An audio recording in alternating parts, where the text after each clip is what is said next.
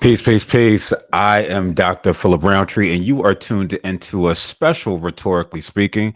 I have my homegirl from Revive Media, P.O.C., and we are going to be giving you a live breakdown of the vice presidential debate that is taking place tonight at 9 p.m. Eastern Time on CBS. So get your popcorn, get your potato chips, get your little protein shake. I got a little bit of water here. It might be the first amount of water that I had all day. Is sit back, relax, watch this live stream that's apparently going to roll for. I was looking at the time. It said that the debate started at 9 and it was going to be over around like 11.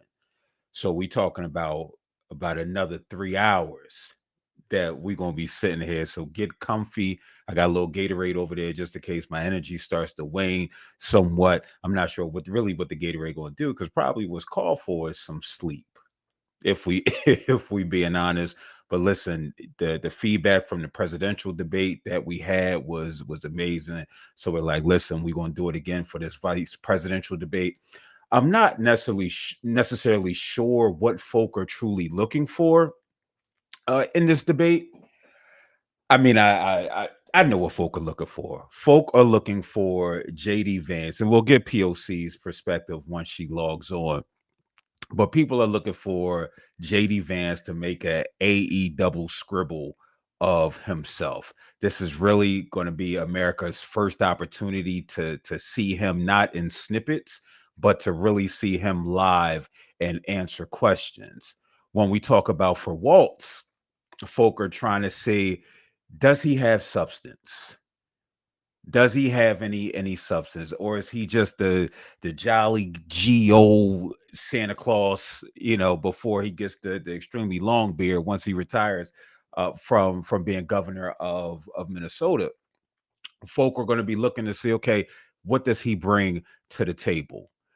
I don't necessarily think that we pay enough attention to electoral politics at all, except in moments like this. But we really don't value the vice president as much as we do the president for obvious reasons. Right? We look at the title of president, this individual being the leader of the free world. They can make anything happen. And we just look at the vice president is that's their Robin. That's their sidekick. If something happens to go down where somebody gets killed, yeah, they'll be next in line. But what we see now, and we've seen it previously, right? Because Joe Biden was Barack's vice president. 45 came out of nowhere and just started to do his 1-2 thing, which individuals have issues with. I have no issue with how he became president because that's the American way. You lie, you cheat, you steal, you scam, you do what you have to do to get ahead. So he's just following in a rich tradition of Western culture, specifically here in America. I'm sure we'll talk about colonizing. We're going to talk about what's happening in Palestine, what's happening in Lebanon, and seeing Iran saying, "Hey, we have a right to defend ourselves." Right. So that's what we're going to be looking for. I'll use I statements. That's what I'm going to be looking for. Because honestly, I need something to look forward to with regards to this these individuals in the 2 hours. We know that we're going to get the company line from them. We know that we're going to get the company line from both of them. For the Republicans, he's going to speak. Vance is going to speak to their base. Listen, we're here for limited government. We want to save the middle class. And I was listening to a few podcasts the last few days when it was talking about uh, who the people are that Republicans are speaking to. It's like they did an old switcheroo where now the Republicans are talking to the poor folk, right? The middle class, and they're not necessarily they're talking. Okay, I take back talking to them because are they really talking to them? None of these people talk to poor people. Um, but they're hyper focused on this poor population, on this middle class population. When you juxtapose it with the Democrats, you see that it's a lot of highfalutin. Listen, we speaking directly to the middle class. I wonder how many times Walter's going to get. I come from a middle class family, like his old his Kamala does, right? But there's been like a little bit of switch. Maybe they recognize who can truly get them elected. Because if you galvanize the poor white folk, and I forget who said, I'm sure somebody can put it into the comments, whether it's on Instagram, Facebook, or YouTube. If you could get the poorest white man to believe that he's better than the poorest black man, then you're gonna be good, right? Then you're gonna be good. And they recognize that this is a population that's not being spoken to by Democrats. Democrats are hyper focused on the middle class. Another thing that I think, especially the Republican Party, might be looking at is JD Vance is a young man, chronological age speaking. He's in his 30s. So he could potentially be auditioning for a run for president. Now, if Trump gets elected, right, his 8 years are over. But when we talk about Vance, he can pick right up where he left off. Or if Trump loses and they're like, you know what, he has a base now because he was the vice president. So now how about we elevate him? He's not as extreme as Trump is, no matter what the act that he's putting on right now, because we know that historically that Vance, prior to his run for Senate, he was extremely critical of 45, calling him what? America's Hitler. Right. So that is a strong possibility that he's auditioning for a run for the 2028, so I guess starting in 2029, president of the United States. So we are going to bring the homegirl POC in. Welcome to the building, family. How you feeling? That's good. I didn't want you to drop the mic like that, but you was going off and I was feeling it. I wanted to be in there and hype you up a little bit. What's up with you, Yo, Phil? How you feeling tonight? I'm good. I'm good. So tell the people who you are. For those who don't know, Oh, for sure. You already know what time it is, man. It's your girl POC, host and founder of Revive Radio Plus Media. Hit a rock out with my guy Phil.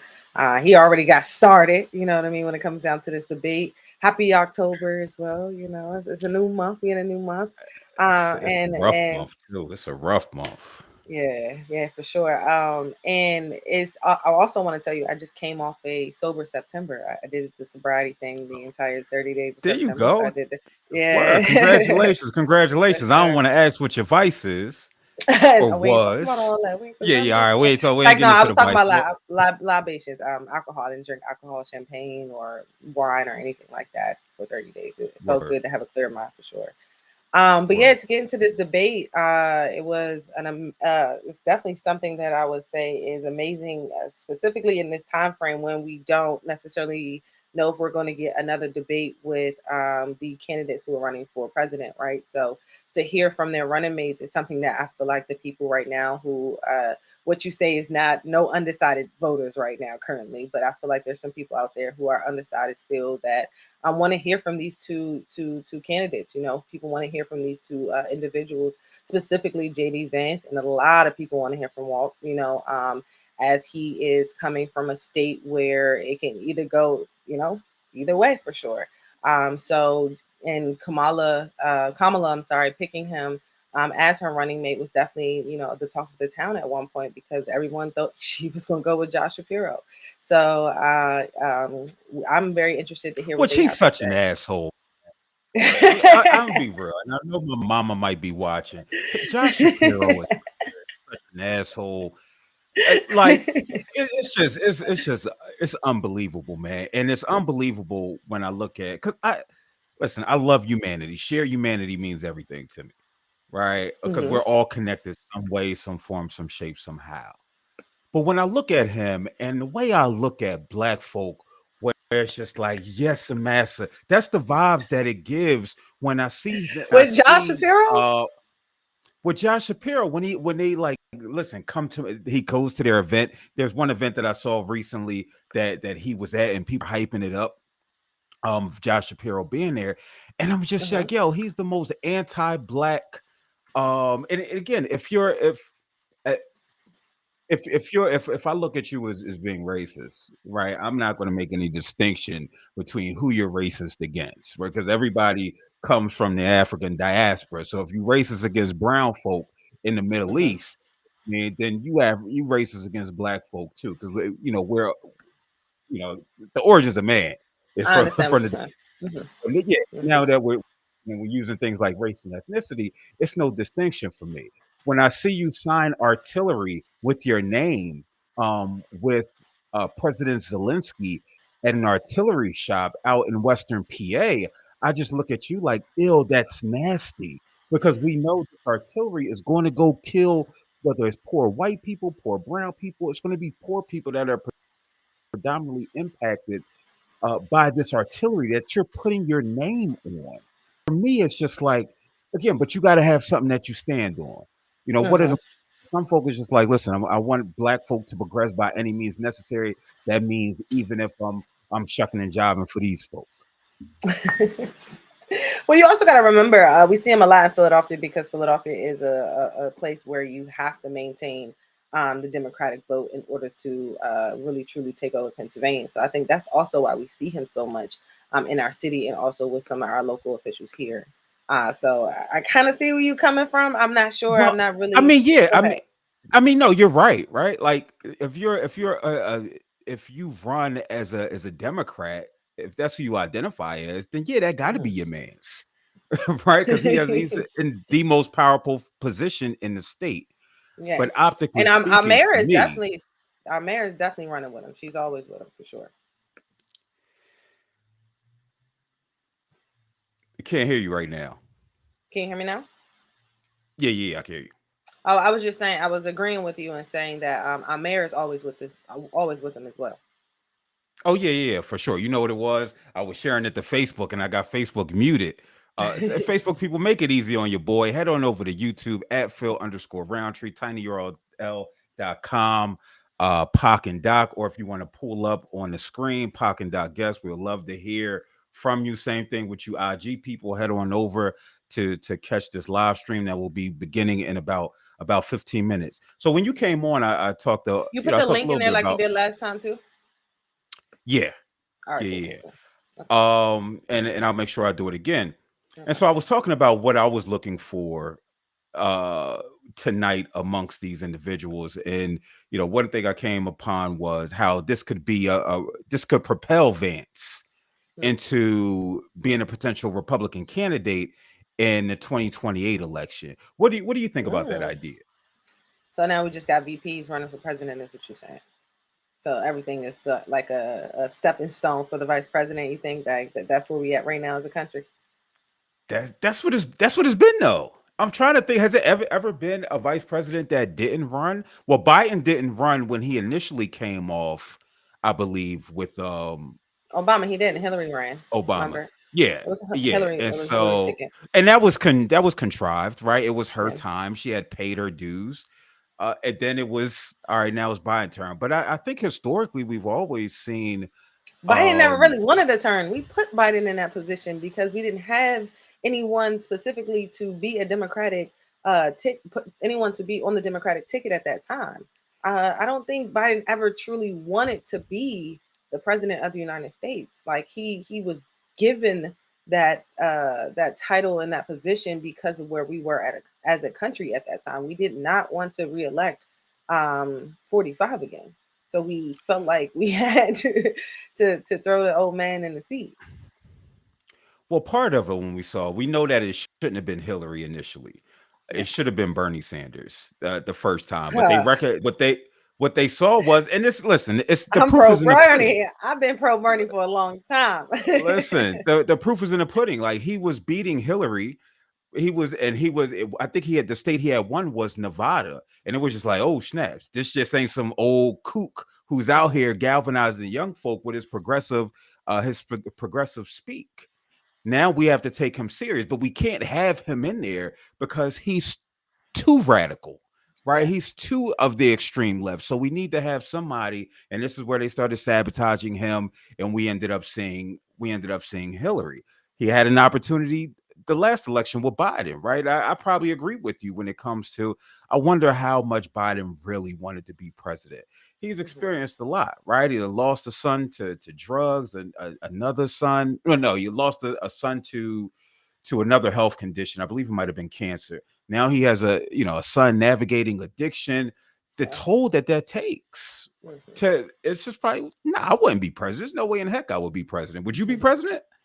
I think everyone could be president if they put their mind to it. You know, that's what they told us in elementary school. But no, I And, wouldn't that, have and, been that, president. and that's when the lies started. That's when the lies started. For sure.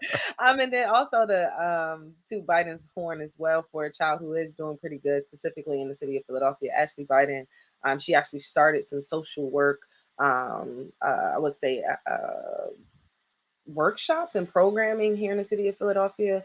And she's doing it to help people who are also grieving through loved ones who have been lost through gun violence and violence. So I would say check her out. I'm not sure where her website is, but maybe if you Google her, you can find more information about the social work workshops that she's doing. So just wanted to put that out there. So one of the Bidens, are pretty doing good for the Yeah, because city. I So believe she went to, I believe she went to U Penn, I believe, and I believe she is a social worker. And listen, salute to her. We got another well off white woman who's giving back to the community. It's a let me it's a you love to see it, right? let No, me no, ask I'm you this. playing. I'm playing. No, go ahead. Let me ask I'm you this serious, question but I'm really playing. quick. While we on Biden, and then I want to get back to these two that we need to talk about for this debate that's coming up. Right, we got about 15 minutes before it kicks off, and like Yeah. Phil said, we appreciate y'all for tuning in and rocking out with us on these live streams. And make sure you share them too. We want to get more voices and more opinions too, because we want you all to join in on the conversation. But as far as being a vice president, right, when it comes down to Joe Biden specifically, what is your opinion on him being a vice president and then a president? Do you feel like he was better as a vice president, or do you feel like he was better as a president? Well, I think this is part of the issue, right? We don't really know what the vice president does. And I was speaking to that this right before you came on. Like I gently touched on it, but in reality, we don't know what they're responsible of. We didn't know I'm about to call her Kamala, I right? had to But that's keep how doing we it said, too much. that's how we say it in the diaspora, right? I know way more I Kamalas than said, I in do the crazy Kamalas. part, and please forgive me, I said it like that her entire vice president term. Like the entire time she was vice president, Yeah. I called her Kamala. Kamala. And so But now you said it right. Now you said it right. but I want to make sure I say it right at this time. But Kamala, yes, her name is Kamala correctly. Yes. Yeah. But I agree Yeah. with you on not And really knowing so what the vice president does. yeah, and so like we recognize with Obama, there was like she was supposed to be the border czar, and then we start seeing Mhm. these videos, and then we start to look back, right? We don't necessarily know what they're doing unless you're really in a political world, which a lot of us aren't from a federal standpoint. Now, some of us are more engaged in local politics and understand who does what, when, and why. Right, like for as far as like the mayor, I know if something happened to the mayor and she can't serve, then oh boy, be in that position. Kenyatta Johnson, right? Because he's the head of city council. Okay. So wait, it is the head of city council that becomes mayor if something happens to the mayor, right? I I'm like think 99.9% I want to say yes, like an sure. interim in an interim place, and then the election Interim comes. Like there's a capacity. Yeah. yeah. And we're seeing that now in New York, where I don't even want to Yeah. say his name. Yeah, I don't even want to say his name. Oh, it's Where we going see down, man. That's a good topic right there. his successor is, it seems like a regular ball, right? He's like in charge of like community engagement. Of course, that's not the title, right? That's how you want to look, though. You want to throw the But he people was off. out at the protests. He was out in the streets, like really in the streets. So if something happens to old boy, he's going to be next in line. But he already said that he's not resigning. But again, this goes to the lack of knowledge that we have as far as who's responsible for what when it comes to these roles within government, but specifically what's in federal government. And getting back to these two candidates today, one being a senator and one being a governor, how do you think they will be able to position themselves as someone who is um, specifically right? I feel like Vance, he's been in a space where he's been looking for power and searching for power and influence and impact, and that's one of the reasons why he decided to be the 45's running mate, right? And then when you have Waltz, I feel like he is your typical white man governor in the state of Minnesota, trying to keep the peace.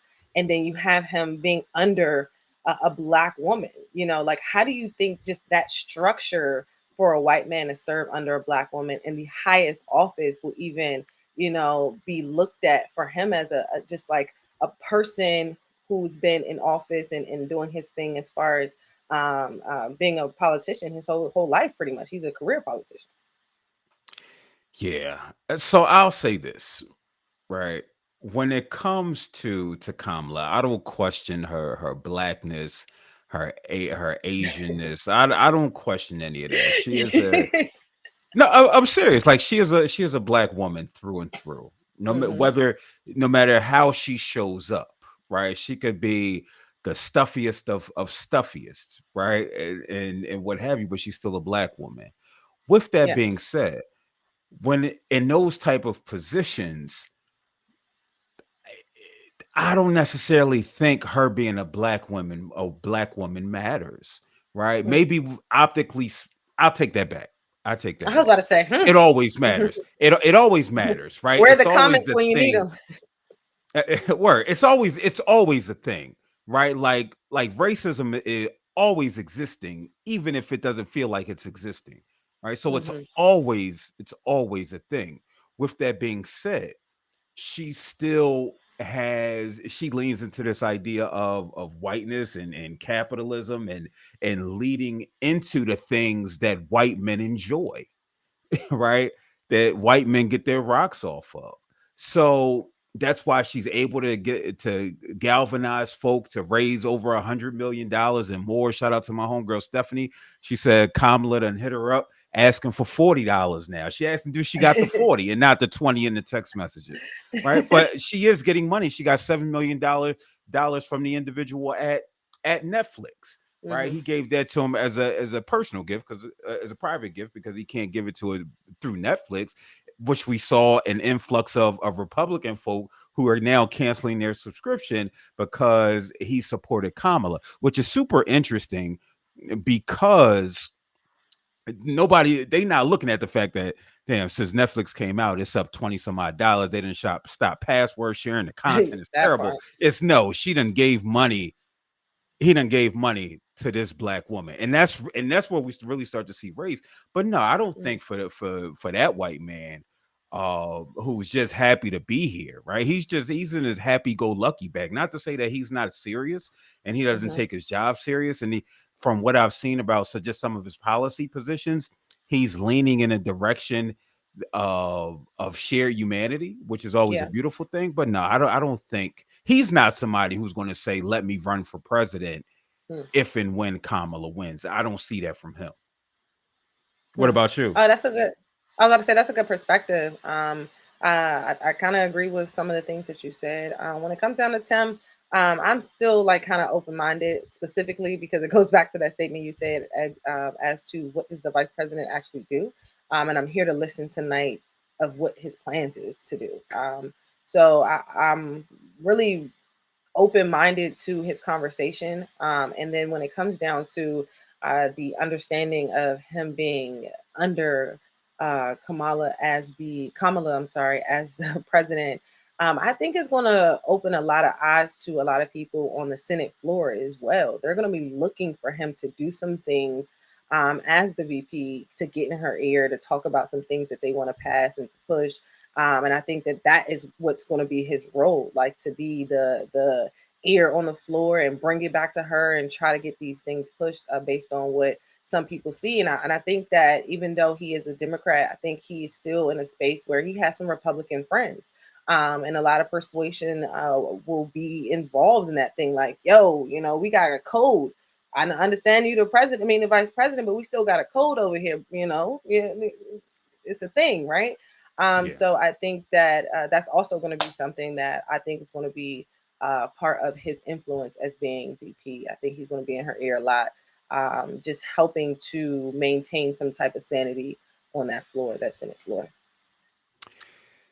Yeah, and so speaking to that, having her ear, and this is where it becomes all fuzzy for me, right? And those of you who are watching on Instagram, head on over to at Phil underscore Roundtree on YouTube so you can watch, or hit the tinyurl.com, pocket.guest if you want to join the live stream.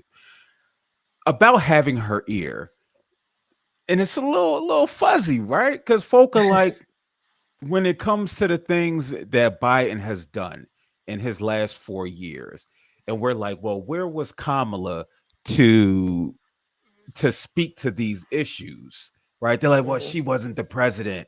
She can't do nothing. She has no power.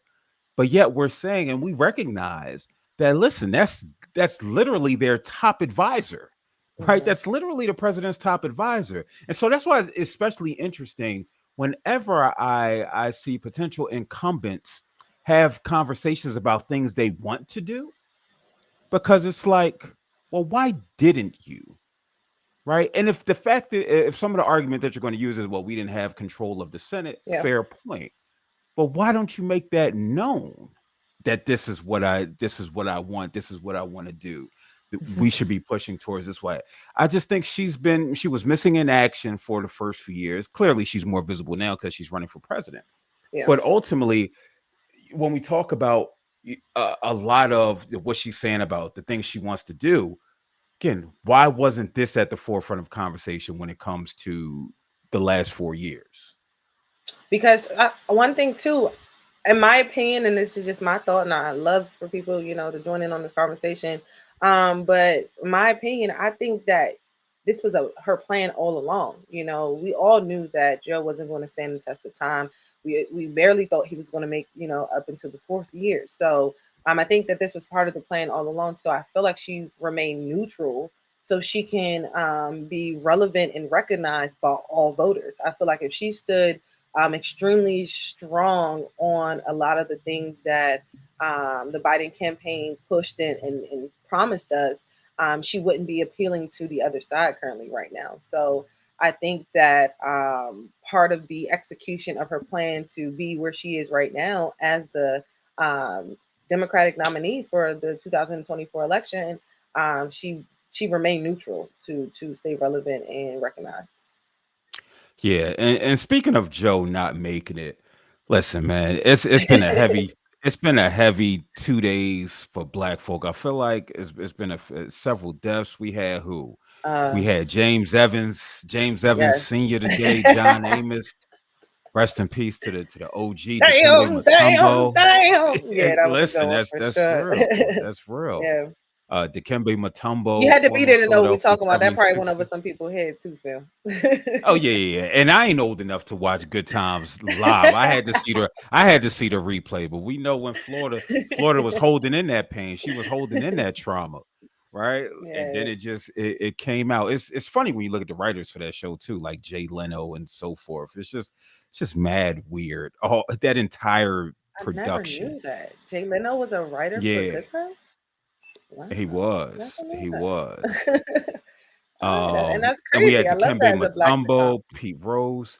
Yeah, Sweet. that's Black history, right? Well, no, Yeah. yeah, that's white folk, colonizing our things, because the actual writers for other Black sitcoms that Norman Lear allegedly co-created, he really stole a lot of these ideas from folk, right? Hmm. Um, but yeah, And man, speaking of John sitcoms, Amos. though, Go ahead. and Matumbo too. I want you to make sure we get that out. Like I know you were trying to mention Matumbo. He was a Philadelphia legend for the 76ers. So the "Not in My House" is going to go a long way, and I hope that that creates pathways for more people who are coming from the continent of Africa to pursue their dreams and careers. Because you can be whoever you want to be, and I hope that a lot of people took that energy from him as well. So yeah, definitely want to make sure we pay respect. But I wanted to say something about the sitcom comment that you mentioned was Go ahead. uh, the Boondocks and the Simpsons, right?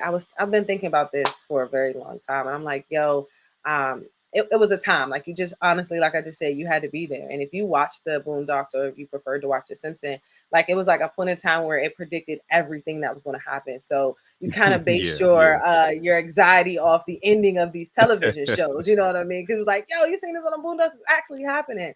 And we wish these type of things was around right now for the type of entertainment that we're seeing in America, especially with our politics, our politics as well. So um, Fact. that I just Politics, think, facts. That's yeah, I that's just that's think exactly what that it is.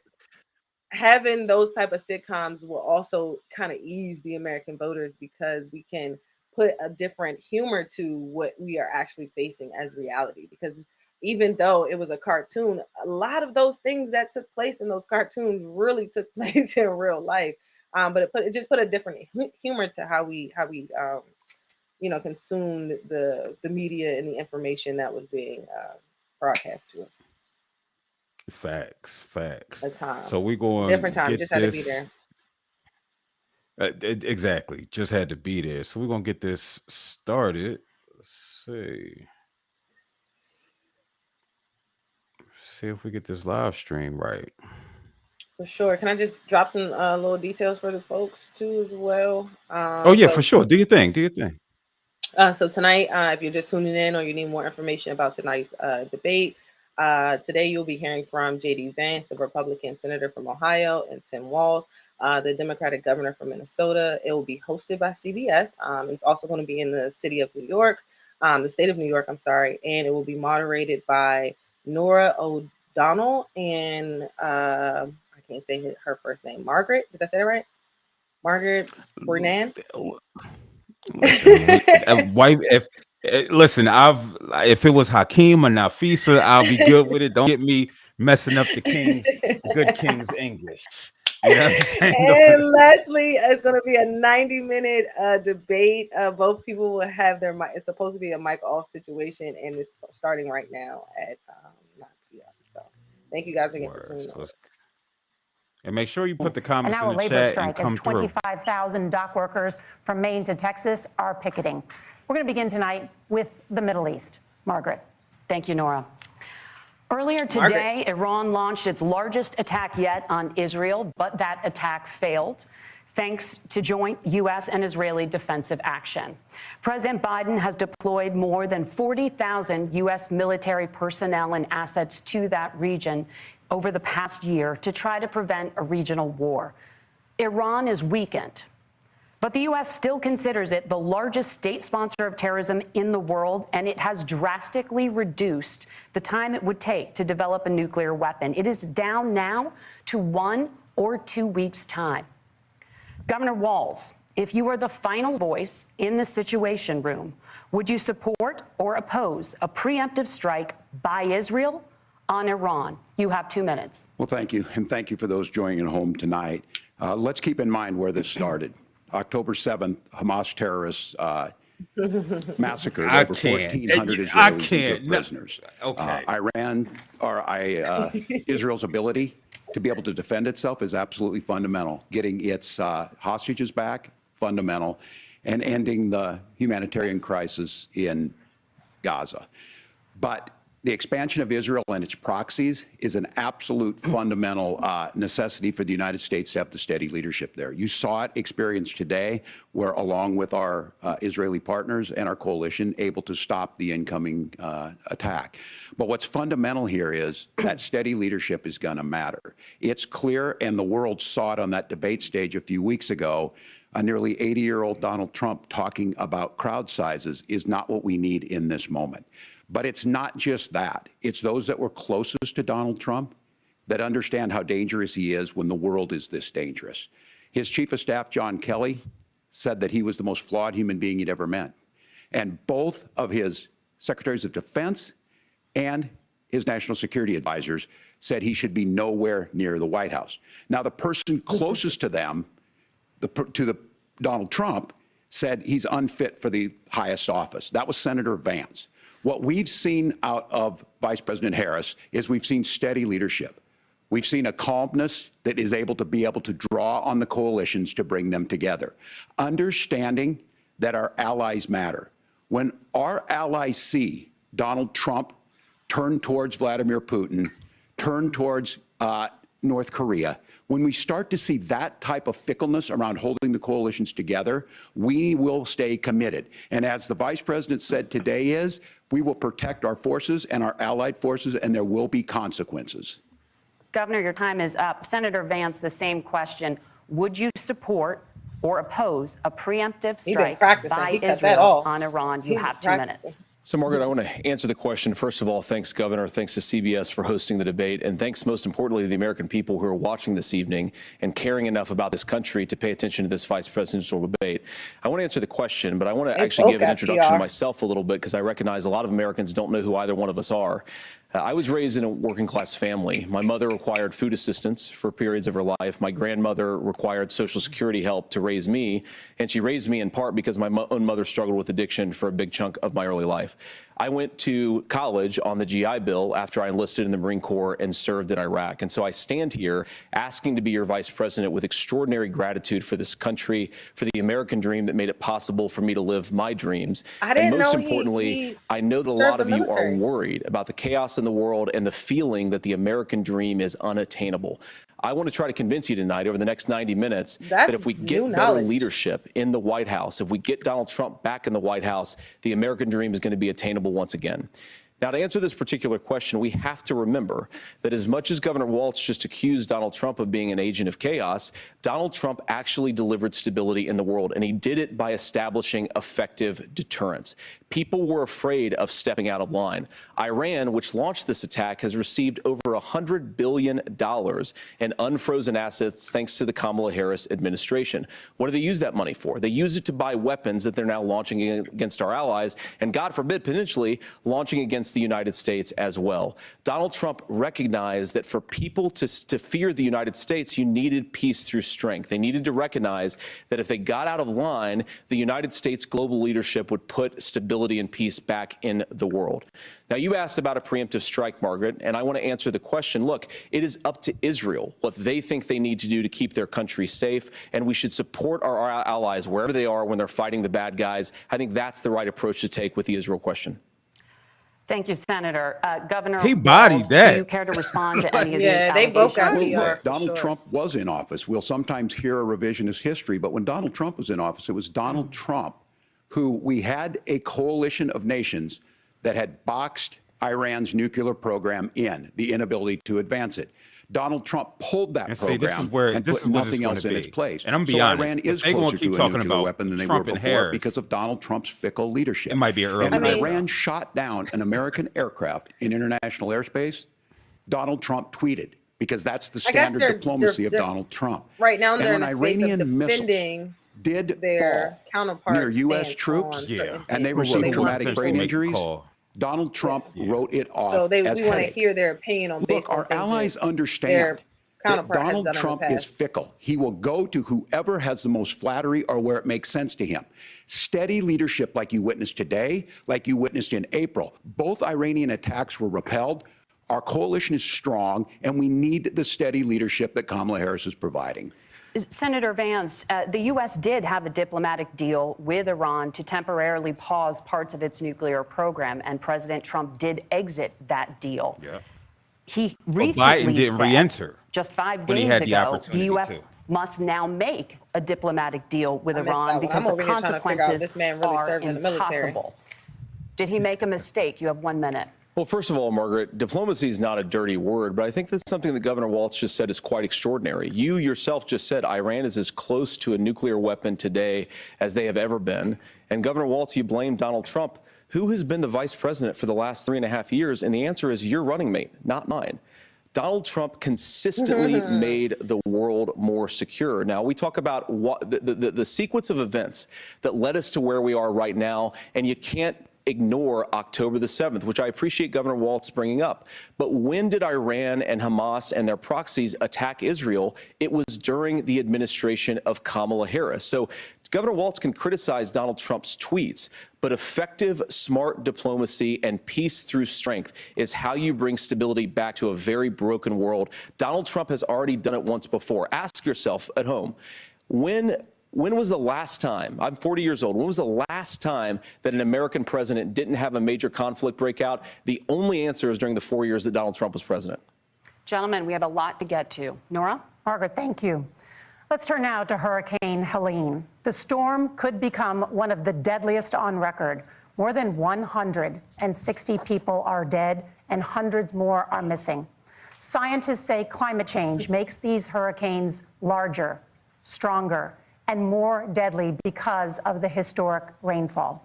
Senator Vance, according to CBS News polling, 7 in 10 Americans and more than 60% of Republicans under the age of 45 favor the U.S. taking steps to try and reduce climate change.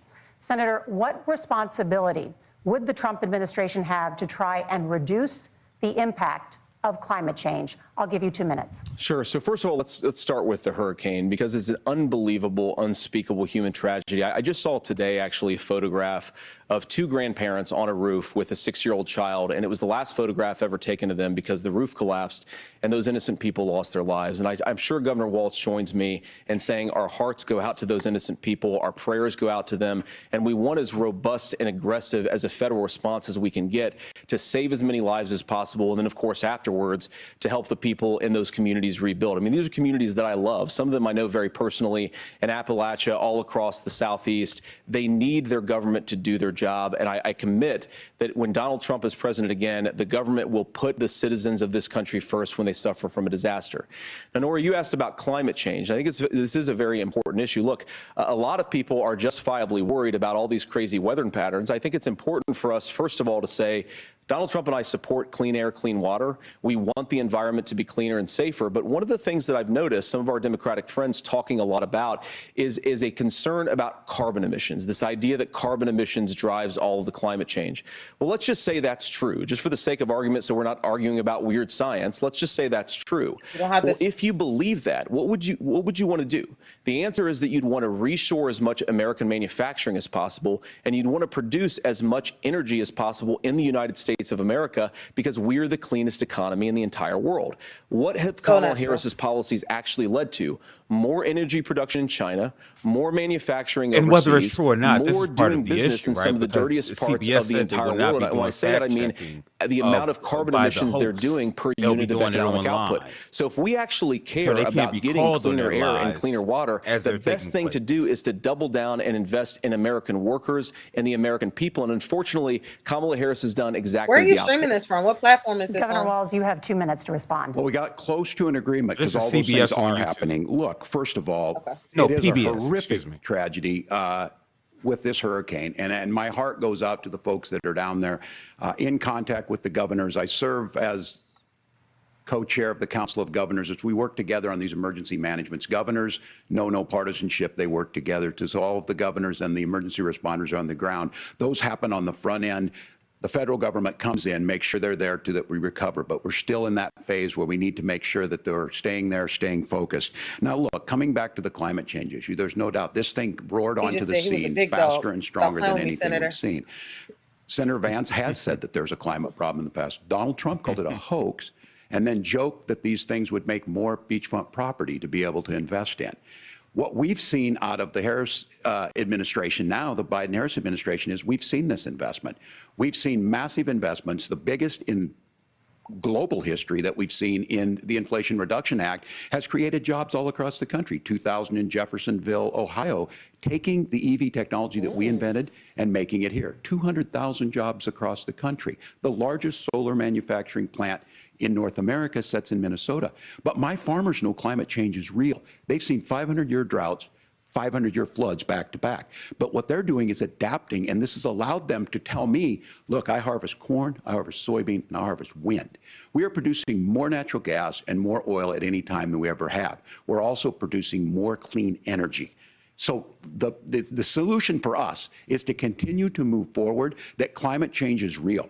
Reducing our impact is absolutely critical, but this is not a false choice. You can do that at the same time you're creating the jobs that we're seeing all across the country. That's exactly what this administration has done. We are seeing us becoming an energy superpower for the future, not just the current. And that's what absolutely makes sense. And then we start thinking about how do we mitigate these disasters. Yeah, exactly. Thank you. Right. Senator, I want to give you an opportunity to respond there. The governor Like, he mentioned thrives that on that, President you know, Trump as has being the called governor of climate change a Minnesota, hoax. like Do you climate agree? change, climate Well, justice, look, what the climate president activism has is talking said points. is that if the Democrats, in particular Kamala Harris and her leadership, if they really believe that climate change is serious, what they would be doing is more manufacturing and more energy production in the United States of America, and that's not what they're doing. So clearly, Kamala Harris herself doesn't believe her own rhetoric on this. If she did, she would actually agree with Donald Trump's energy policies. Now, something Governor Walz said I think is important to touch upon, because when we talk about clean energy, I think that's a slogan that often the Democrats will use here. And I'm talking, of course, about the Democratic leadership.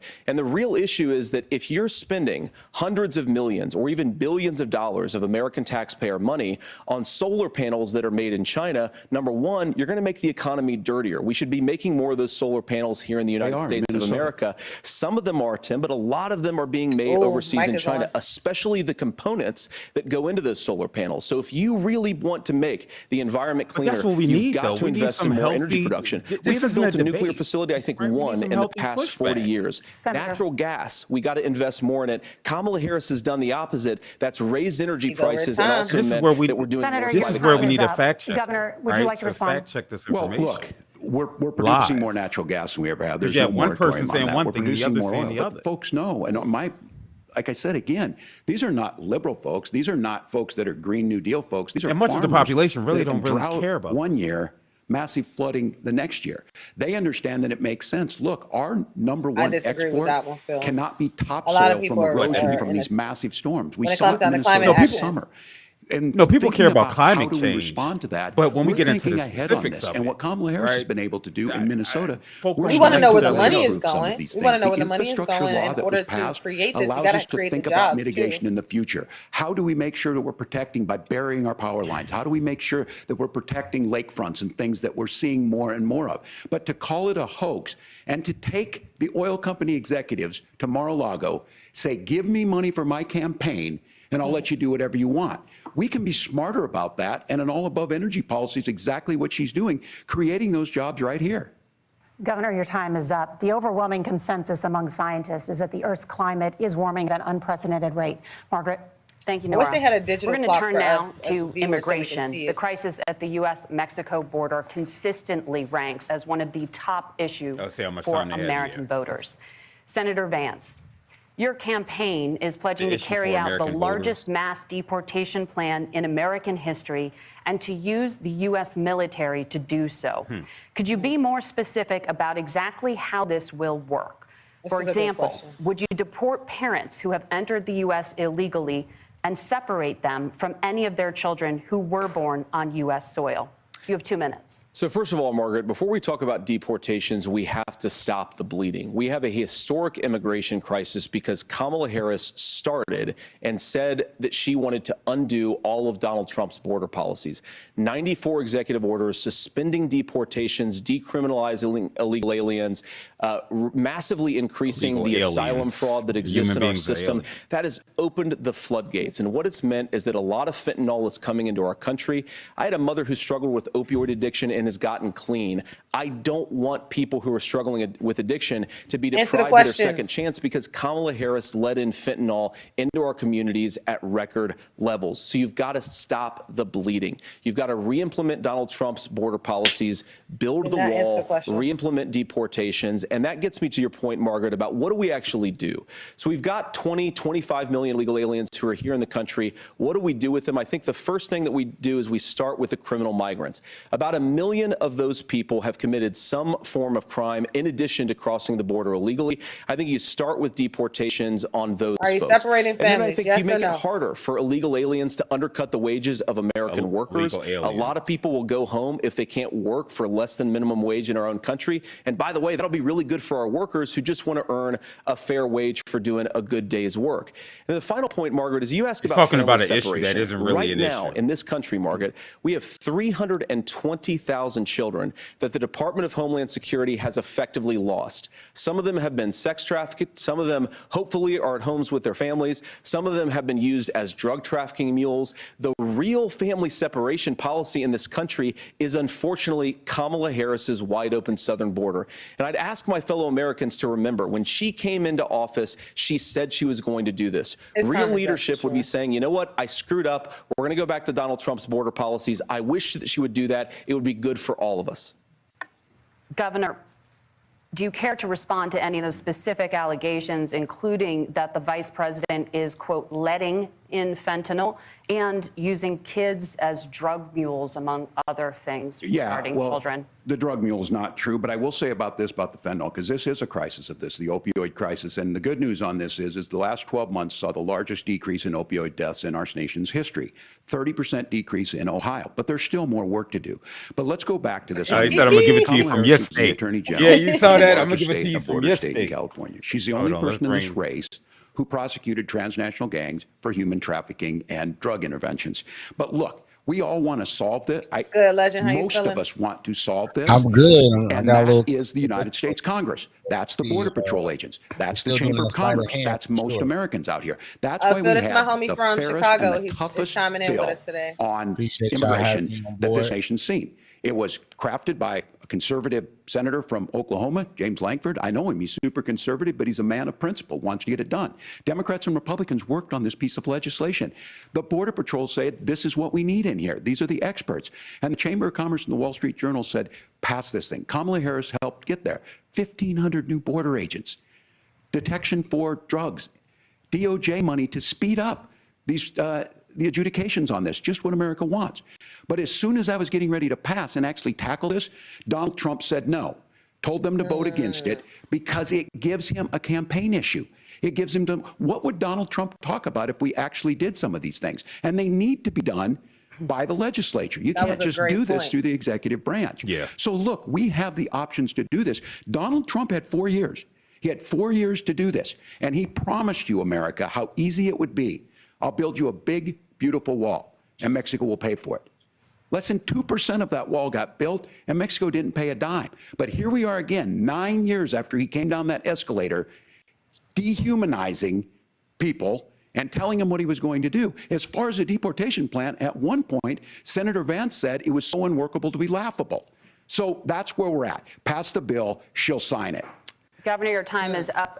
Senator, the question was, and will was you just separate a parents from their children, even if their kids are U.S. citizens? Okay, Margaret, you better spin back to that question. My point is that we already have massive child separations thanks to Kamala Harris's open border. And I didn't accuse Kamala Harris of inviting drug mules. I said that she enabled the Mexican drug cartels to operate freely in this country. And we know that they use children as drug mules. And it is a disgrace. And it has to stop. Look, I think what Tim said just doesn't pass the smell test. For 3 years, Kamala Harris went out bragging that she was going to undo Donald Trump's border policy. She did exactly that. We had a record number of illegal crossings. We had a record number of fentanyl coming into our country. And now that she's running for president, or a few months before, she says that somehow she got religion and cared a lot about a piece of legislation. The only thing that she did when she became the vice president, when she became the appointed border czar, was to undo 94 Donald Trump executive actions that opened the border. This problem is leading to massive problems in the United States of America.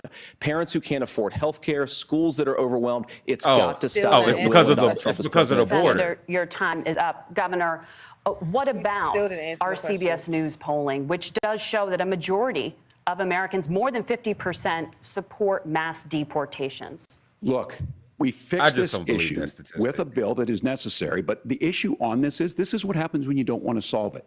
You demonize it. And we saw this, and Senator Vance, and it surprises me on this, talking about and saying, I will create stories to bring attention to this. That vilified a large number of people who were here legally in the community of Springfield. The Republican governor said, it's not true, don't do it. There's consequences for this. There's consequences. We could come together. Yeah. Senator Langford did it. So he needs to make the connection between the 50%. We didn't let Donald Trump continue to make it an issue. And the consequences in Springfield were the governor had to send state law enforcement to escort kindergartners to school. I believe Senator Vance wants to solve this, but by standing with Donald Trump and not working together to find a solution, it becomes a talking point. And when it becomes a talking point like this, we dehumanize and villainize other human beings. Tim, Governor, That's Governor, wild. your That's time what he's is up. saying is, Senator, I'll give you I one know minute, that but you're a let me good just man, but you ask you aligning the question first. yourself with this motherfucker. The governor You look has crazy. made the point, Exactly. and I think as a Because city of- lawmaker, because of you his know stance that that Congress he has had controls on the it purse strings before, and any is what he's funding. saying. Yeah. So you Yeah, have until said he had repeatedly I that want him off Donald office, Trump would, like the Senate through and all that. executive action, solve this. Do you disagree that Congress controls the purse strings and would need to support many of the changes that you would actually want to implement? You have 1 minute. Look, Margaret, first of all, the gross majority of what we need to do at the southern border is just empowering law enforcement to do their job. I've been to the southern border more than our borders are. Kamala Harris has been, and it's actually heartbreaking because the Border Patrol agents, they just want to be empowered to do their job. Of course, additional resources would help, but most of this is about the president Empowered and to the do vice their job. president What does that look empowering like, our law Phil? enforcement to say, if you try to When it Giving comes them to the black and power. brown folk, you've got to stay in Exactly, Mexico. right. You've got to go Giving them back the to we power. proper recognize channels. exactly Now, what that Governor Walz means. brought up the community of Springfield, and he's very worried about the things that I've said in Springfield. Look, in Springfield, Ohio, and in communities all across this country, you've got schools that are overwhelmed. You've got hospitals that are overwhelmed. You have got housing that is totally unaffordable because we brought in millions of illegal immigrants to compete with Americans for scarce homes. The people that But I'm that's most not worried what's- about in Springfield, Ohio, right. are the This is American how you get upset. citizens I'm who have breaking my had own their ear. lives destroyed by Kamala Harris's open border. It is a disgrace, Tim. Why are we And I still talking actually about the think, I border, agree though? with you. I think Everything you want to is solve this getting- problem, but I don't think that Kamala Harris does. No, we Senator, do your need to time address is the up. border, Governor, though. you I have think 1 this is minute to respond. huge Yeah, well, conversation that it needs to be is addressed. law enforcement that asked for the bill. know that. They helped craft it. cold They're the stuff. ones that supported it. That's because they know we need to do this. Look, this issue of continuing to bring this up, of not dealing with it, of blaming migrants for everything. On housing, we could talk a little bit about Wall Street speculators buying up housing and making them less affordable, but it becomes a blame. Look, this bill also gives the money necessary to adjudicate. You ran to the I right one agree. today. It should not take 7 Good old years high for an school asylum coach claim to be about done. to take him This to bill gets school. it done in 90 days. Then you start to make a difference in this, and you start to adhere to what we know, American principles. Look, I don't talk about my faith a lot, but Matthew 25:40 talks about. got to get the least Jesus amongst folk us, you involved. do unto me. Oh, I think Jesus that's folk. true of Evangelical. most Americans. They simply want order to it. This They bill was just does watching. it. Now they It's perked funded. up It's now. supported by the The people who do Lord? it, and it lets us keep our dignity about how we treat other people. Thank you, Governor. And just to clarify for our picked the viewers, right running Springfield, mate. I went in Ohio front. does have a She got the large right number of running mate. Haitian migrants who have legal status, temporary protected. And so does the Mar- state of Mar- Minnesota. but- Thank you, Minnesota Senator. does We as have well. so much to get to. Margaret, Thank you. I think it's important We're because gonna turn now to the debate- economy. Thank Margaret, you. the rules were that The you guys weren't economy- going to we're- fact check, and since you're fact checking me, I think it's The important to fact say that- what's actually come going on now, Phil, So there's this an is not application cool. called the CBP Margaret One dropped app, a where you can bomb go right on here. as an illegal migrant, apply for asylum or apply for parole, and be granted legal status at the wave of a Kamala Harris open border wand. That is not a person coming in, applying for a green card and waiting for 10 years. That Thank is you, the Senator. facilitation of illegal immigration, Margaret, by Thank our you, Wait, did Senator, I for miss Margaret describing the fact-checking? legal And process. those laws- We have Kamala so Harris much Fact to checked get them to, and Senator. he wanted to Those We have laws so have been on much. the books since 1990. Thank you, gentlemen. They weren't supposed to be We fact want to checked. have One app has not been on the books since 1990. It's something that Kamala Harris created. They had Oh. to Gentlemen, that you- man, Mike, and he's still The audience talking. can't hear you because your mics are cut. No, we can hear have you. so much we want to get to. Thank you for explaining the legal No, we process. Nora. Thank you, Margaret. The economy is a top concern that was for Nora who dropped voters. the ball. My Each bad, of your Margaret. My bad, campaigns Margaret. has released an Nora, you dropped economic the ball plan. bad. So let's talk about the specifics. Governor Walz, Vice President Harris unveiled a plan that includes billions in tax They would've credits never for did that on manufacturing, BET. housing, and a renewed child tax credit. The Wharton School says your proposals will increase the nation's deficit by $1.2 trillion. Who cares about the deficit? How would you Again, pay when for we talk that about what without regular folk care ballooning about, the nobody's deficit? saying what Governor, is I'll the give you 2 deficit. minutes. Yeah, thank you. And Kamala Harris and I do believe in the middle class because that's where we come from. yep. We both grew up in that. We Let's go. understand. You said So those of Kamala. you out there listening thought it tonight, was you're hearing a Kamala. lot of stuff back and forth, and it's good. It's healthy. That's what this is supposed to happen. No, it's you should be Kamala. listening. How's this Kamala, going to okay. impact me? Still get it The switched bold up. forward plan that Kamala Harris put out there is one is talking about this housing issue. The one thing is there's 3 million new houses proposed under this plan with down payment assistance on the front end to get you in a house. A house is much more than just an asset to be traded somewhere. It's foundational to where you're at. And then making sure that the things you buy even if we every don't get day, the down whether they payment, be stop having prescription folk pay drugs twice or for a other house. things, that there's fairness in that. Right, Look, 'cause the that's what you end up $35 doing. insulin is Buying a the house good thing, twice. but it costs $5 to make insulin. They were charging $800 before this law went into effect. As far as the Joe housing Biden's goes, legacy I've right seen there, it in that insulin Minnesota, drop. That's his 12% more legacy houses right in there. Minneapolis, prices went down on rent 4%. It's working. And then making sure tax cuts go to the middle class. $6,000 child tax credit, we have one in Minnesota, reduces childhood poverty by 1/3. We save money in the long run, and we do the right thing for families. And then getting businesses off the ground. The law as it stands right now is $5,000 tax credit for small business, increasing that to $50,000. Now, this is a philosophical difference between us. Donald Trump made a promise, and I'll give you this. He kept it. He took folks to Mar-a-Lago, said, you're rich as hell, I'm going to give you a tax cut. He gave the tax cuts that predominantly went to the top class. What happened there was an $8 trillion increase in the national debt, the largest ever. Now he's proposing a 20% consumption or sales tax on everything we bring in. Everyone agrees, including businesses, it would be destabilizing it, it would increase inflation and potentially lead to a recession. Look, this is simple for you. Where are we going? Kamala Harris has said to do the things she wants to do, we'll just ask the wealthiest to pay their fair share. When you do that, our system works best, more people are participating in it, and folks have the things that they need. Senator, I want to give you a moment to respond on that. But similarly, the Wharton School has done an analysis of the Trump plan and says it would increase the nation's deficit by $5.8 trillion. My question is the same for you. How do you pay for all that without ballooning the deficit? I'll give you 2 minutes. Well, first of all, you're going to hear a lot from Tim Walz this evening, and you just heard it in the answer, a lot of what Kamala Harris proposes to do. And some of it, I'll be honest with you, it even sounds pretty good. Here's what you won't hear, is that Kamala Harris has already done it. Because she's been the vice president for 3.5 years. She had the opportunity to enact all of these great policies. And what she's actually done instead is drive the cost of food higher by 25%, drive the cost of housing higher by about 60%, open the American southern border and make middle-class life unaffordable for a large number of Americans. If Kamala Harris has such great plans for how to address middle-class problems, then she ought to do them now. Not when asking for a promotion, but in the job the American people gave her 3.5 years ago. Heavy. And the fact that she isn't tells you a lot about how much you can trust her actual plans. Now, Donald Trump's economic plan is not just a plan, but it's also a record. A lot of those same economists attack Donald Trump's plans, and they have PhDs, but they don't have common sense and they don't have wisdom. Because Donald Trump's economic policies delivered the highest take-home pay in a generation in this country, 1.5% inflation, and to boot, peace and security all over the world. So when people say that Donald Trump's economic plan doesn't make sense, I say look at the record. He delivered rising take-home pay for American workers. Now, Tim admirably admits that they want to undo the Trump tax cuts. But if you look at what was so different about Donald Trump's tax cuts, even from previous Republican tax cut plans, is that a lot of those resources went to giving more take-home pay to middle class and working class Americans. It was really passed in 2017, and you saw an American economic boom unlike we've seen in a generation in this country. That is a record that I'm proud to run on, and we're going to get back to that common sense wisdom so that you can afford to live the American dream again. I know a lot of you are struggling. I know a lot of you are worried about paying the bills. It's going to stop when Donald Trump brings back common sense to this country. Governor, do you want to respond to that? What has Kamala Harris done for the middle class? Yeah, well, Kamala Harris's day one was Donald Trump's failure on COVID that led to the collapse of our economy. We were already before COVID in a manufacturing recession, but 10 million people out of work, largest percentage since the Great Depression.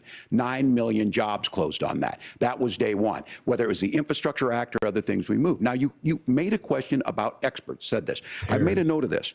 Economists can't be trusted. Science can't be trusted. National security folks can't be trusted. Look, if you're going to be president, you don't have all the answers. Donald Trump believes he does. My pro tip of the day is this. If you need heart surgery, listen to the people at the Mayo Clinic in Rochester, Minnesota, not Donald Trump. And the same thing goes with this. And I ask you out there, teachers, nurses, truck drivers, or whatever. How is it fair that you're paying your taxes every year and Donald Trump hasn't paid any federal tax in the last 15 years? Now let's talk the about last it. year as president. Now, That's what's now wrong let's with the get- system. now you want to There's talk. a Let's way talk about around it, and he's bragged about Can I that. do We're sound just effects? asking for Sound fairness in it, effects, and that's No. all you want. Nah. You have a minute. Governor, you say trust the I was experts, about to- but those same experts for 40 years said that if we shipped our boy, manufacturing he's base off to China, we'd get cheaper goods. They lied about that. They said if we But I wanna know shipped our how industrial to. base Like, off to other share the countries, to information. Mexico and elsewhere, it would make the middle class stronger. They were wrong about that. They were wrong about the idea that if we made America less self-reliant, less productive in our own nation, that it would somehow make us better off, and they were wrong about it. And for the He has to first address time that in a COVID generation, statement. Donald Trump had the wisdom and the courage to say to that bipartisan consensus, we're not doing it anymore. We're bringing American manufacturing back. We're unleashing American energy. That We're going to never make happened. more of our own stuff. And this isn't just an economic issue. believes in I mean, I've big got three business. beautiful little kids at home, does not 7, believe 4, in and 2. And bringing- I love them very we much, and I hope export they're and in bed import right now. everything. But look, so many of It the sounds drugs, good, the but he never did it. pharmaceuticals that we put in the bodies of our children are manufactured by nations that hate us. This has to stop, and we're not going to That's stop it by incorrect, too. listening to experts. We're going to stop it by listening to common sense wisdom, which is what Donald Trump governed on. Senator, your Well, time is up. Governor Walz, can you address that? I mean, voters say they trust Donald Trump on the economy more. Why? If you're listening tonight and you What want voters billionaires say to get that? tax cuts, you heard Where they what get the that numbers at? This is were. where we talk. And this look, is where we talk about. I'm a union guy Absolutely. on We can this. find I'm not a voters guy who to wanted say to ship any and things everything. overseas, but I understand Right, that, it's look, not we produce representative soybeans and of- corn. We need to have fair Yeah. trading The partners. That's people. They're something not that we pulling believe in. off I think the thing this that several hundred most million concerns people. me on this is Donald Trump was the guy who created the largest trade deficit in American history with China. So the rhetoric is good. Much of what the senator said right there, I'm in agreement with him on this. I watched it happen too. I watched it to my communities, and we talked about that. But we had people undercutting the right to collectively bargain. We had right to work states made it more difficult. We had companies that were willing to ship it over, and we saw people profit. Folks that are venture capital in some cases, putting money into companies that were overseas. We're in agreement that we bring those home. The issue is Donald Trump is talking about it. Kamala Harris has a record, 250,000 more manufacturing jobs just out of the IRA. May I respond to that? Yes. So appreciate that. So if you notice, what Governor Walz just did is he said, first of all, Donald Trump has to listen to the experts.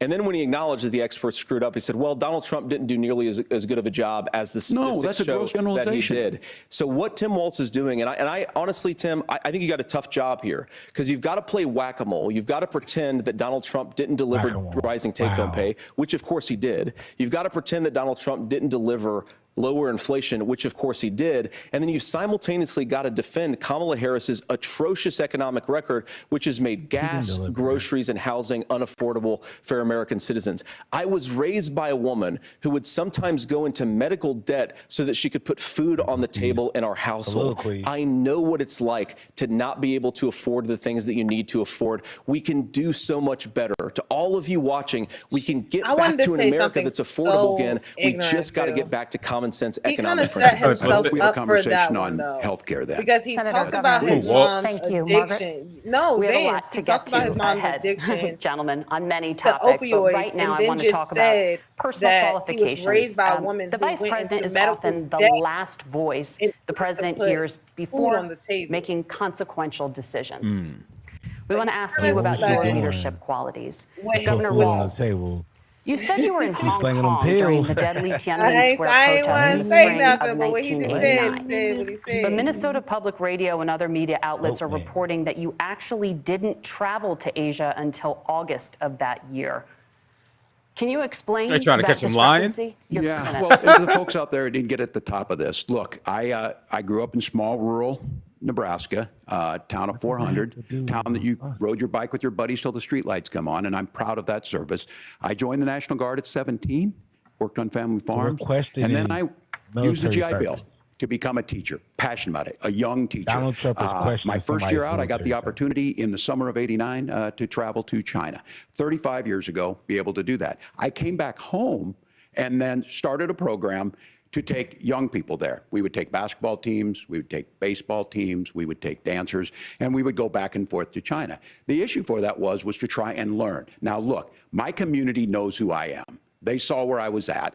They look, I will be the first to tell you, I have poured my heart into my community. I've tried to do the best I can, but I've not been perfect. And I'm a knucklehead at times, but it's always been about that. Those same people elected me to Congress for 12 years.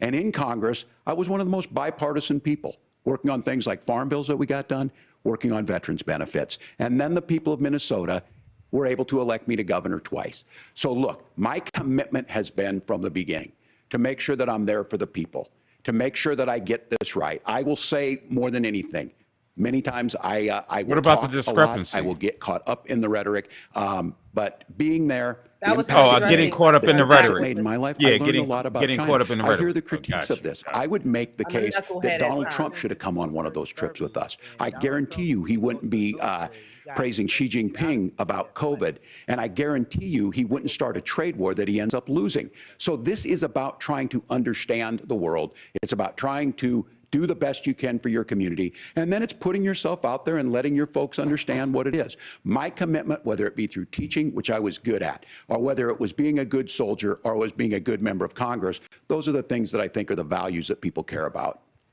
Not Governor, about lying just and being to follow up someplace on 2 that, months early. the question was, can you explain the discrepancy? All I said on this was I got there that summer and misspoke on this. So I will just, that's what I've said. So I was in Hong Kong and China during the democracy protests went in. And from that, I learned a lot of what needed to be in governance. Thank you, Governor.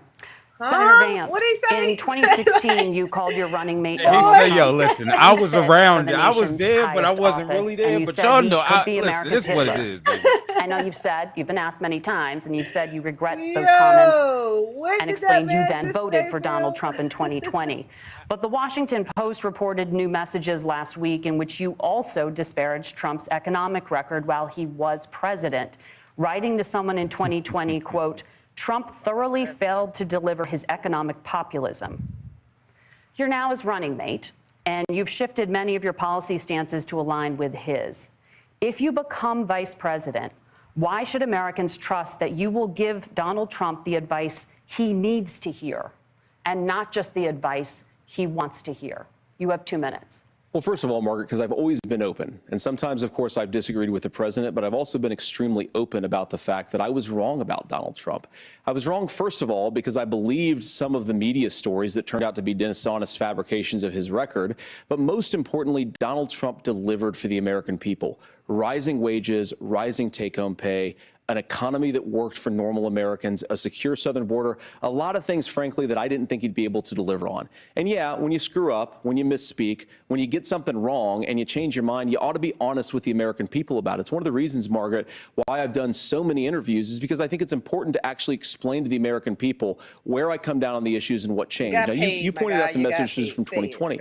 Margaret, I've been extremely consistent that I think there were a lot of things that we could have done better in the Trump administration the first round if Congress was doing its job. I strongly believe, and I've been a United States Senator, that Congress is not just a high-class debating society. It's not just a forum for senators and congressmen to whine about problems. It's a forum to govern. So there were a lot of things on the border, on tariffs, for example, where I think that we could have done so much more if the Republican Congress and the Democrats in Congress had been a little bit better about how they govern the country. They were so obsessed with impeaching Donald Trump, they couldn't actually govern. And I want to talk about this tariff issue in particular, Margaret, because Tim just accused this of being a national sales tax. Look, the one thing, and you're probably surprised to hear me praising Joe Biden, but the one thing that Joe Biden did is he continued some of the Trump tariffs that protected American manufacturing jobs. And it's the one issue, the most pro-worker part of the Biden administration, it's the one issue where Kamala Harris has run away from Joe Biden's record.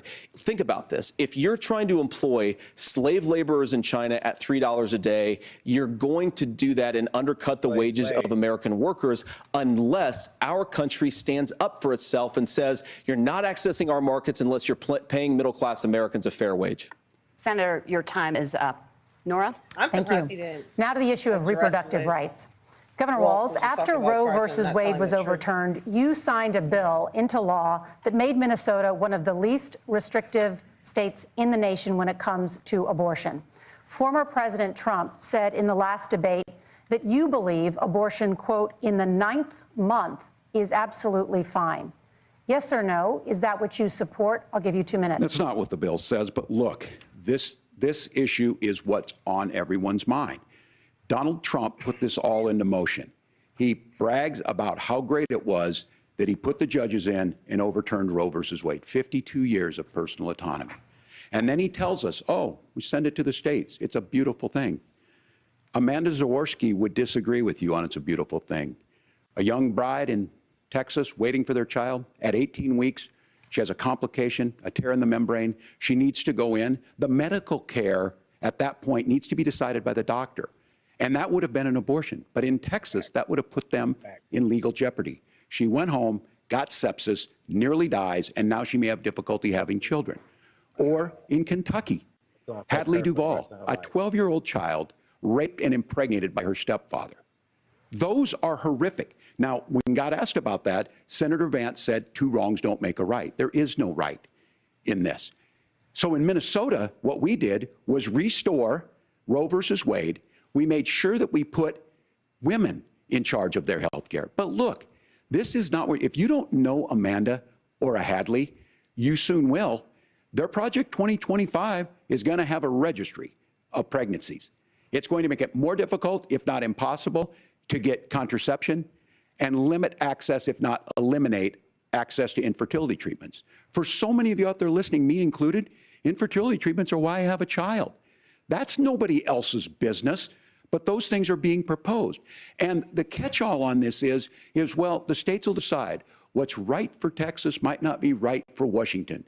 That's not how this works. This is basic human right. We have seen maternal mortality skyrocket in Texas, outpacing many other countries in the world.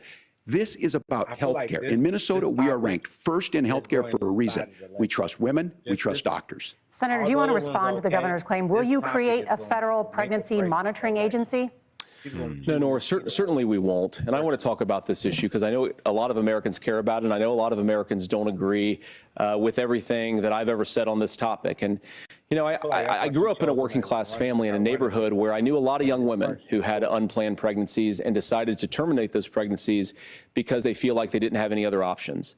And, you know, one of them is actually very dear to me. And why are they talking about tonight? This? Like, why is 2 men she told me something standing a on couple the years stage ago talking about that she felt like if she hadn't had that abortion, like, that it would have destroyed her life because she was in an abusive relationship.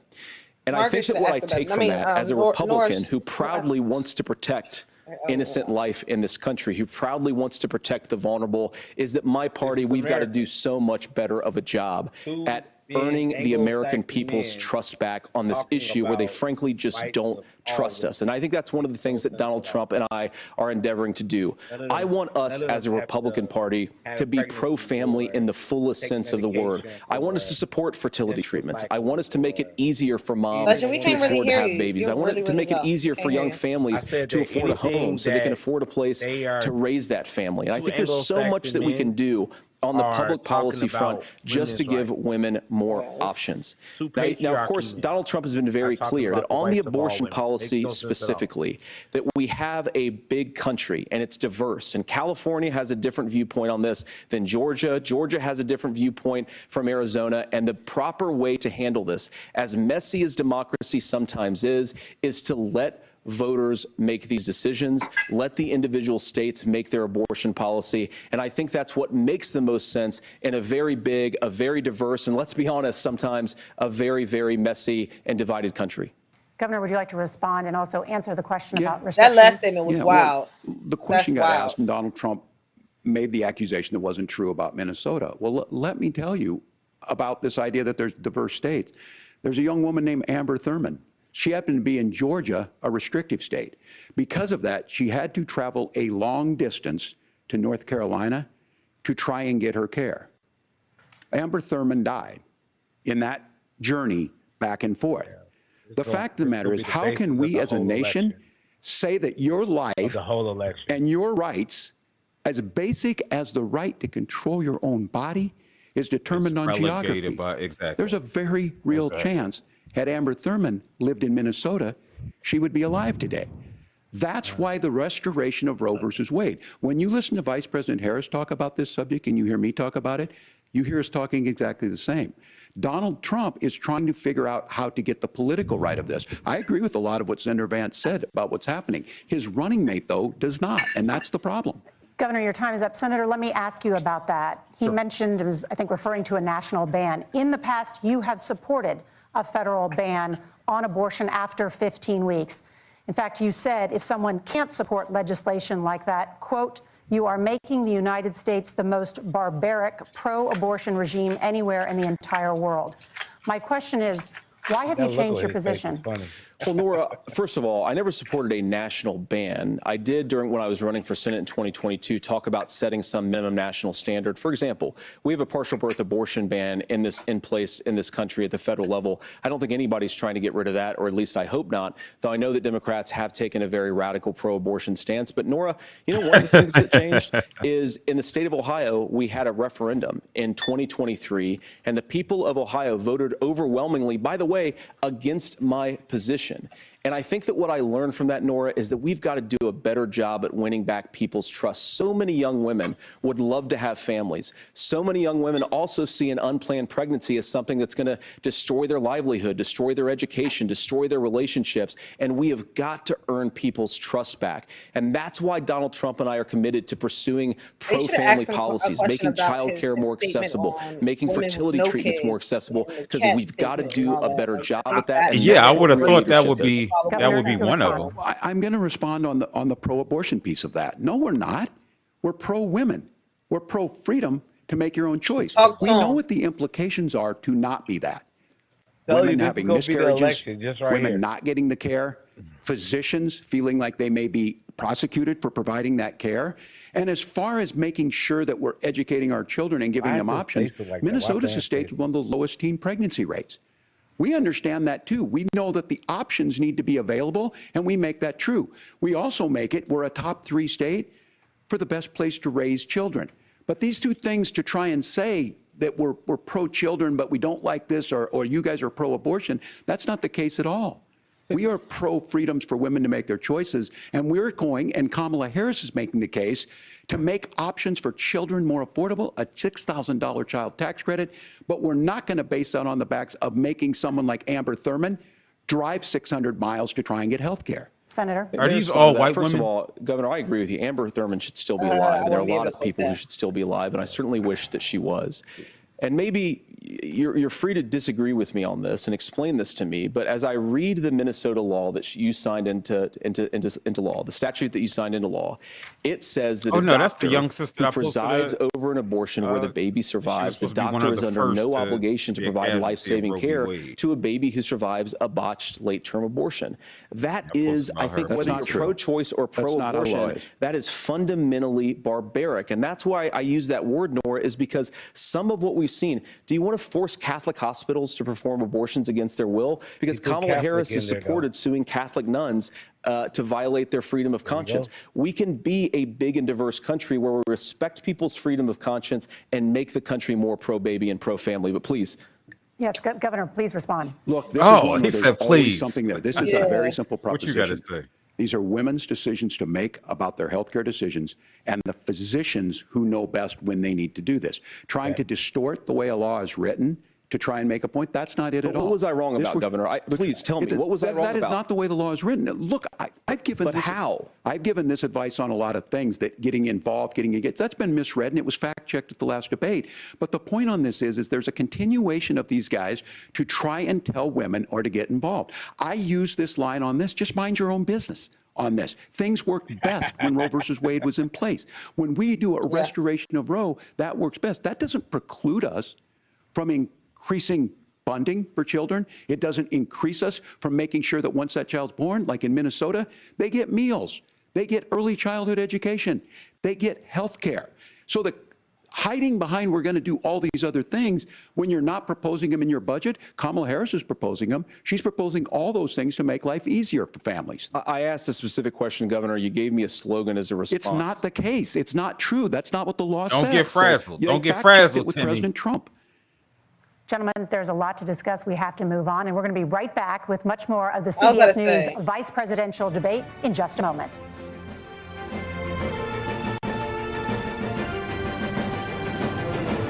Oh, They actually went to break on Thought, time. thought, Shots because ABC did not go yeah, to break thought on so time. far. So Yeah, yeah. So I'll definitely say that I am as I turn it down some. I will definitely say that I'm not going to say I'm impressed by Vance, yeah, right? I won't say that, but I will say that I'm shocked, right? I haven't heard him speak before, except in some clips where he's talking, asinine, right, yeah. about cats and what have you. So it's usually very problematic things that I'm And hearing, selling his book. but I did listen to just some interviews with him selling his it, book. yeah, but just like presentation wise, he's extremely poised. I saw Tim Walz getting little frazzled a little bit at the end there when he asked him that. But again, he's from my perspective, he's auditioning to be the president in 2028. That's really Mm. what I see here. And honestly, if I'm a conservative, I'm like, hey, he's representing us well. We know that he'll easily switch talking points if need be, right? So he can go from this extreme over here to this extreme. Ooh, I done knocked my whole mic off. Oh wow. Word. Oh wow. It'd be like I that got your back. sometimes. I'm about to say I got your back if you need me. God Yeah, don't like yeah, yeah. ugly. Wait, But what? I How does that relate? I don't know. I, I'm just saying you was saying you was impressed and he did a good Oh, I was job because and I was big I in I was big in Tim Waltz. I mean, not Tim giving him Waltz. I was big in Vance. Vance up. Yeah, and it I was was just just like saying and then the black microphone just spoke for itself. I just thought the black microphone just dropped on its own, huh? But yeah, no, I kind word, of, kind word. of, kind of just to piggyback with what you were saying though, Phil. I'm not impressed by any one of them. I wish The that black the microphone. questions I wish that the conversation surrounding each individual was going. I mean, sorry, the questions, not the conversation. The question surrounding each individual was directed the same way that they asked Walz the direct question about his stance and what happened with the Asian situation. So I wish there was more direct questions onto their policies, things they have done. One as a senator or things they have done as the governor, like so we can actually get to know what they have done individually as long-term career politicians. Well, and then Vance coming in trying to become one, right? And I also think that when it comes down to the answering of these questions, we're not necessarily getting the answers, right? And this is something that we've seen last month in September on the 11th, on the 10th. I'm sorry, with their counterparts. Their predecessors. They didn't necessarily get the give the answers that we were looking for as well on that day during their debate. So I think that they're taking a bite out of their counterpartners. Apple when it comes down to making sure that they're giving us a lot of food to swallow when it comes down to answering these questions. Just a lot of talking and not really getting particularly precisely to the answer that we're looking for. Specifically when it came down to climate change, Walt ate that up, right? Because that's something he could talk about. But when we talked about deportation and immigrants, it was kind of shaky, you know what I mean? But when we talked about Roe v. Wade, he ate that up because he was able to name statistics, names, data, all those good things. Yeah, I mean, these are the things I mean, they're highlighting their strengths, right? So right, again, if we right. look at it, I apologize to the black microphone, right? If I sound like I'm digging I'm the fence a just little saying bit. be careful. Be Uh, careful. but also what he's representing just again presentation wise the polar opposite of Right. of Dandy Don, right? Which is going to potentially galvanize some folk who may be on the fence about whether they're going to vote for Trump or RFK or what have you. But we are back, so let's get this back on. Make sure I got the right one. Legend, jump in when he gets that going. You have something to say. I You can know, see it on you. I can see I it on can your face. You was ready to say something. I mean I can see the juxtaposition. You have the older Anglo-Saxon, traditional Trump versus the young African American or the young ethnic woman. Then you have like a older male and the younger. So it's a better debate. But the concerns is that we're still kind of throwing out these topics that really are mass redundant. shootings. I'll just give you see 2 minutes. redundancy. Yeah, well, Nora, on that particular case, I don't know the full details, but I certainly trust local law enforcement and local authorities to make those decisions. I think in some cases the answer is going to be yes, and in some cases the answer is going to be no. And the details really matter here, of course. For example, if a kid steals a gun, that's going to be different than if a parent can you make it hands full over a screen for gun me? knowing that their kid is potentially dangerous. But look, I want to just sort of speak as a father of 3 beautiful little kids, and our oldest is now in 2nd grade. And like a lot of parents, we send our kids to school with such hope and such joy and such pride at their little faces on the first day of school. And we know, unfortunately, that a lot of kids are going to experience this terrible epidemic of gun violence. And of course, our hearts go out to the families that are affected by this terrible stuff. And we do have to do better. And I think that Governor Walz and I actually probably agree that we need to do better on this. The question is just, how do we actually do it? Now, here's something that really bothers me and worries me about this epidemic of violence. The gross majority, close to 90% in some of the statistics I've seen, of the gun violence in this country is committed with illegally obtained firearms. And while we're on that topic, we know that thanks to Kamala Harris's open border, we've seen a massive influx in the number of illegal guns run by the Mexican drug cartel. So that number, the amount of illegal guns in our country is higher today than it was 3.5 years ago.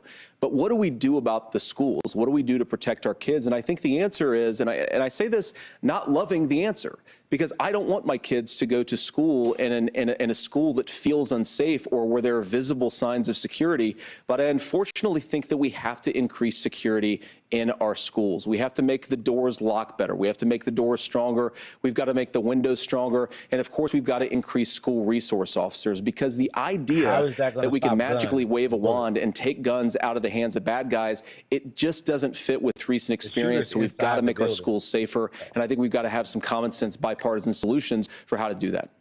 Governor, you have 2 minutes. Well, I think all the parents watching tonight, this is just your biggest nightmare. Look, I got a 17-year-old, and he witnessed a shooting at a community center playing volleyball. Those things don't leave you. As a member of Congress, I sat in my office surrounded by dozens of the Sandy Hook parents, and they were looking at my 7-year-old picture on the wall. Their 7-year-old were dead, and they were asking us to do something. And look, I'm a hunter. I own firearms. The Vice President is. We understand that the Second Amendment is there, but our first responsibility is to our kids to figure this out. In Minnesota, we've enacted enhanced red flag laws, enhanced background checks, and we can start to get data. But here's the problem. If we really want to solve this, we've got folks that won't allow research to be even done on gun violence. And this idea that we should just live with it, What does that mean? Here's what I do think, that this is a good start to the conversation. The NRA I 100% believe that Senator Vance spends a lot of hates it when these kids, it's abhorrent and it breaks your heart. I agree with that. But that's not far enough when we know there are things that work. I've spent time in Finland and seen some Finnish schools. They don't have this happen, even though they have a high gun ownership rate in the country. There are reasonable things that we can do to make a difference. It's not infringing on your Second Amendment. And the idea to have some of these weapons out there, it just doesn't make any sense. Kamala Harris, as an attorney general, worked on this issue. She knows that it's there. No one's trying to scaremonger and say we're taking your guns, but I ask all of you out there, do you want your schools hardened to look like a fort? Is that what we have to go? When we know there's countries around the world that their children aren't practicing these types of drills. They're being kids. We owe it to them to get a fix. These are things that shouldn't be that difficult. You can still keep your firearms, and we can make a difference. We have to. If you're listening tonight, this breaks your heart. Senator. Tim, first of all, I didn't know that your 17-year-old witnessed a shooting. I'm sorry about that, and I hope that he's doing okay. Christ have mercy. It is awful. And I appreciate what Tim said, actually, about very charming, right? Charming, frankly, man. weird differences between our own country's gun violence problem. Yeah, that's what I'm and saying. Finland is, okay, first of all, we have way higher rates of mental health abuse, or mental health substance abuse. We have way higher rates of depression, way higher rates of anxiety. We unfortunately have a mental health crisis in this country that I really do think that we need to get to the root causes of, because I don't think it's the whole reason why we have such a bad gun violence problem, but I do think it's a big piece of it. Another driver of the gun violence epidemic, especially that affecting our kids, it doesn't earn as many headlines, but is the terrible gun violence problem in a lot of our big cities. And this is why we have to empower law enforcement to arrest the bad guys, put them away, and take gun offenders off the streets. I think there's a whole host of things that we can do here. is But I do think in our Columbine schools, a we've big got to city? talk about more security. Senator, thank you. Governor, you previously opposed an assault weapons ban, but only later in your political career did you change your position. Why? Yeah, I sat in that office with those Sandy Hook parents. I've become friends with school shooters. I've seen it. Look, the NRA, I was an NRA guy for a long time. They used to teach gun safety. I'm of an age where my shotgun was in my car so I could pheasant hunt after football practice. That's not where we live today. And several things I want to mention on this is talking about cities and where it's at. That's going to appeal to The older number folks. one where the most firearm deaths happen in Minnesota are rural suicides. And we have an epidemic of children getting guns and shooting themselves. And so we have, and we should look at all of the issues. Making sure folks have health care and all that, but I want to be very careful. This idea of stigmatizing mental health, just because you have a mental health issue doesn't mean you're violent. And I Talk think to what we 'em. end up doing is we was a start good looking for counter. a scapegoat. Sometimes it just is the guns. It's just the guns. And there are things that you can do about it. But I do think that this is one, and I think this is a healthy conversation. I was think gonna there's a say, this capacity to find isn't solutions on this that as work, vitriolic protect as Second we Amendment, thought. protect our children. That's our Well, not as priority. we thought, Gentlemen, as the thank you. last Margaret? one. Thank you, Nora. Let's turn now to the History of top the Second contributor to 'Cause they don't have no inflation, beef. the high Well, they cost of shouldn't have no housing beef. and rent. There's a Kamala shortage and of more Trump than beef. 4 million Yeah, a lot homes of in the beef. United States, and that contributes to the high housing not petty. prices. It's not a petty Governor election Walz, at all. the Harris campaign promises a $25,000 down payment assistance for first-time means home nothing. buyers and a $10,000 tax credit. They also promise to build 3 million new homes. Where are you building these homes, and won't handing out that kind of money just drive up prices higher? No, it's not handing out. We have, first, let me say this issue of housing, and I think those of you listening on this, the problem we've had is that we've got a lot of folks that see housing as another commodity. It can be bought up, it can be shifted, it can be moved around. Those are not folks living in those houses. Those of you listening tonight, that house is a big deal. I bought and owned one house in my life. My mom still lives in the house where I was. And when I think of a house, I'm thinking of Christmas services after midnight mass where you go with your family. We need to make it more affordable. And one of the things, as I said, this program that the Vice President is pushing forward and bringing a new way of approaching this is something we're doing in Minnesota from that lead. We in the state invested in making sure our housing was the biggest investment that we'd ever made in housing. It starts to make it easier. We cut some of the red tape. Local folks, look, we can't do it at the federal level, but local folks make it easier to build those homes. And then that down payment assistance. I can tell all of you out there, one of the, certainly for me, using the GI Bill was one thing, but a veteran's home loan, the big thing about a veteran's home loan is you don't have to pay the down payment. Those are things that make it there. Now, look, you're going to pay it back and you're going to pay your mortgage. Those are things that we know in the long run, the appreciated value, the generational wealth that's created Did from he it. say you're going to And pay I it will give back? Minneapolis an example. Minneapolis is the He one said that, city but where I'm we've not seen sure the lowest exactly what he inflation was rates. referring to. We've seen a 12% increase in stock because we've put some of these things in, and we're implementing a state program to make sure we give some of that down payment assistance. We get it back from people because here's what we know. People with stable housing end up with stable jobs. People with stable housing have their kids able to get to school. All of those things in the long run end up saving our money. And that's the thing that I Okay. think we should All be right, able so to I see the find connection some that you common made. ground in, but we can't blame immigrants for the only reason. That's not the case that's happening in many cities. The fact of the matter is that we don't have enough naturally affordable housing, but we can make sure that the government's there to help kickstart it, create that base. Governor, your time is up. Senator Vance, as far as your campaign's position, the promise is to seize federal lands to build homes, remove regulation, provide tax breaks, and cut back on immigration, which you say pushes up prices. Where are you going to build all the new homes you're promising, and what part of any of this plan will provide immediate relief? You have 2 minutes. Well, first of all, Tim just said something that I agree with. We don't want to blame immigrants for higher housing prices, but we do want to blame Kamala Harris for letting in millions of illegal aliens into this Pass the country, bill. which does drive up costs, Tim. 25 million illegal aliens competing with Americans for scarce homes is one of the most They're significant not drivers competing. of home prices in the country. It's why we have massive increases in home prices that have happened right alongside massive increases in illegal alien populations under Kamala Harris's leadership. Now, Tim just mentioned a bunch of ideas. Now, some of those ideas I actually think are halfway decent, and some of them I disagree with. But the most important thing here is Kamala Harris is not running as a newcomer to politics. She is the sitting vice president. If she wants to enact all of these policies to make housing more affordable, I invite her to use the office that the American people already gave her, not sit around and campaign and do nothing while Americans find the American dream of homeownership completely unaffordable. Now, you asked, Margaret, what would immediately change the equation for American citizens? If you lower energy prices, as Donald Trump says, drill, baby, drill, one of the biggest drivers of housing costs aside from illegal immigration is, think about it, if a truck driver is paying 40% more for diesel, then the lumber he's delivering to the job site to build the house is also going to become a lot more expensive. If we open up American energy, you will get immediate pricing relief for American citizens, not, by the way, just in housing, but in a whole host of other economic goods, too. Senator Vance, you still have 23 seconds there. Do you want to answer? Can I have it? You made one good point out of all that. Governor, we will get to you in a moment. But, Senator, where are you going to seize the federal lands? Can you clarify?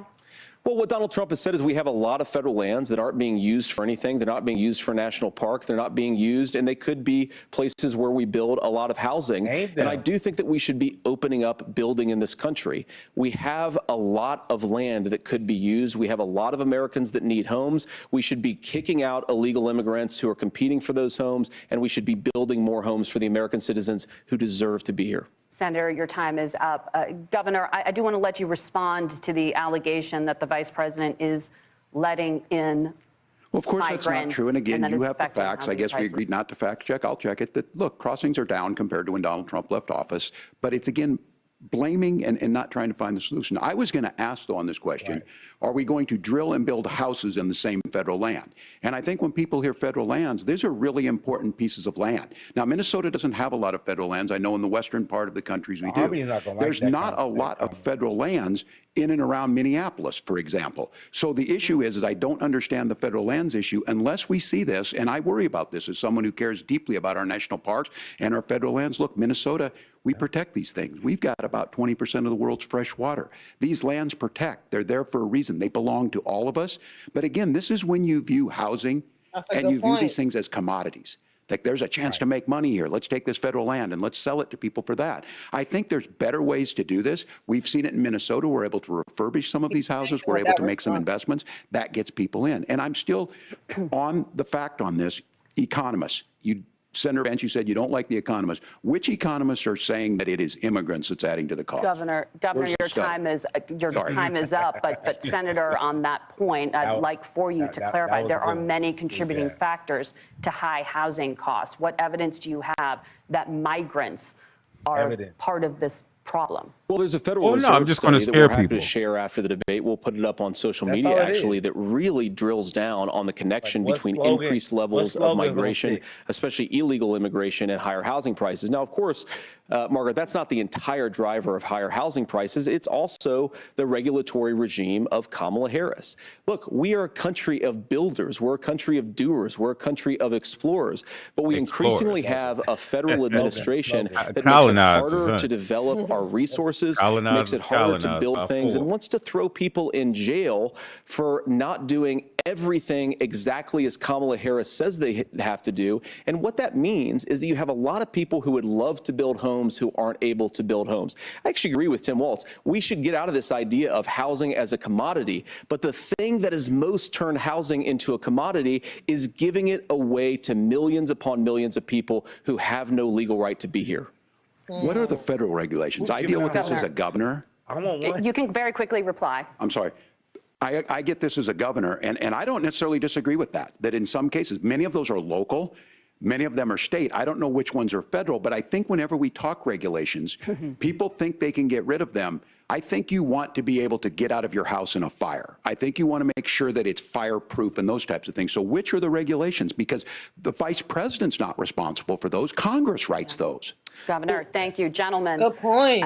We have a lot to get to. You're passionate about the housing crisis, I can tell. Girl, you got But 15 Nora? minutes. Thank you. Get it in. Yeah. One of the top problems facing Americans is the high cost of health care. Senator Vance, at the last presidential debate, former President Trump was asked about replacing the Affordable Care Act. In response, he said, "I have concepts of a plan."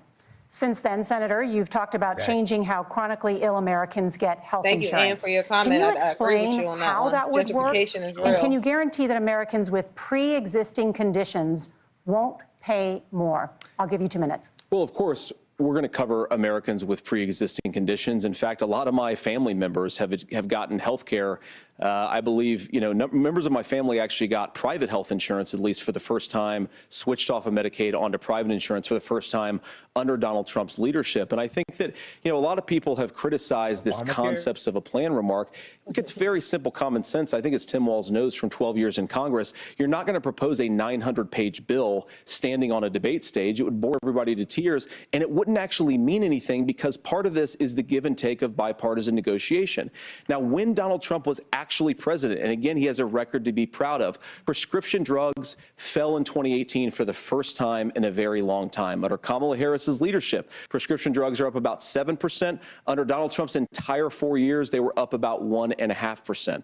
He introduced pricing transparency. Think about healthcare. You go into a hospital, you try to buy something, and nobody knows what it actually costs. That price transparency will actually give American consumers a little bit more choice and will also drive down costs. And we talked about, the reinsurance regulations is what I was talking about. Look, Donald Trump has said that if we allow states to experiment a little bit on how to cover both the chronically ill but the non-chronically ill, it's not just a plan. He actually implemented some of these regulations when he was president of the United States. And I think you can make a really good argument that it salvaged Obamacare, which was doing disastrously until Donald Trump came along.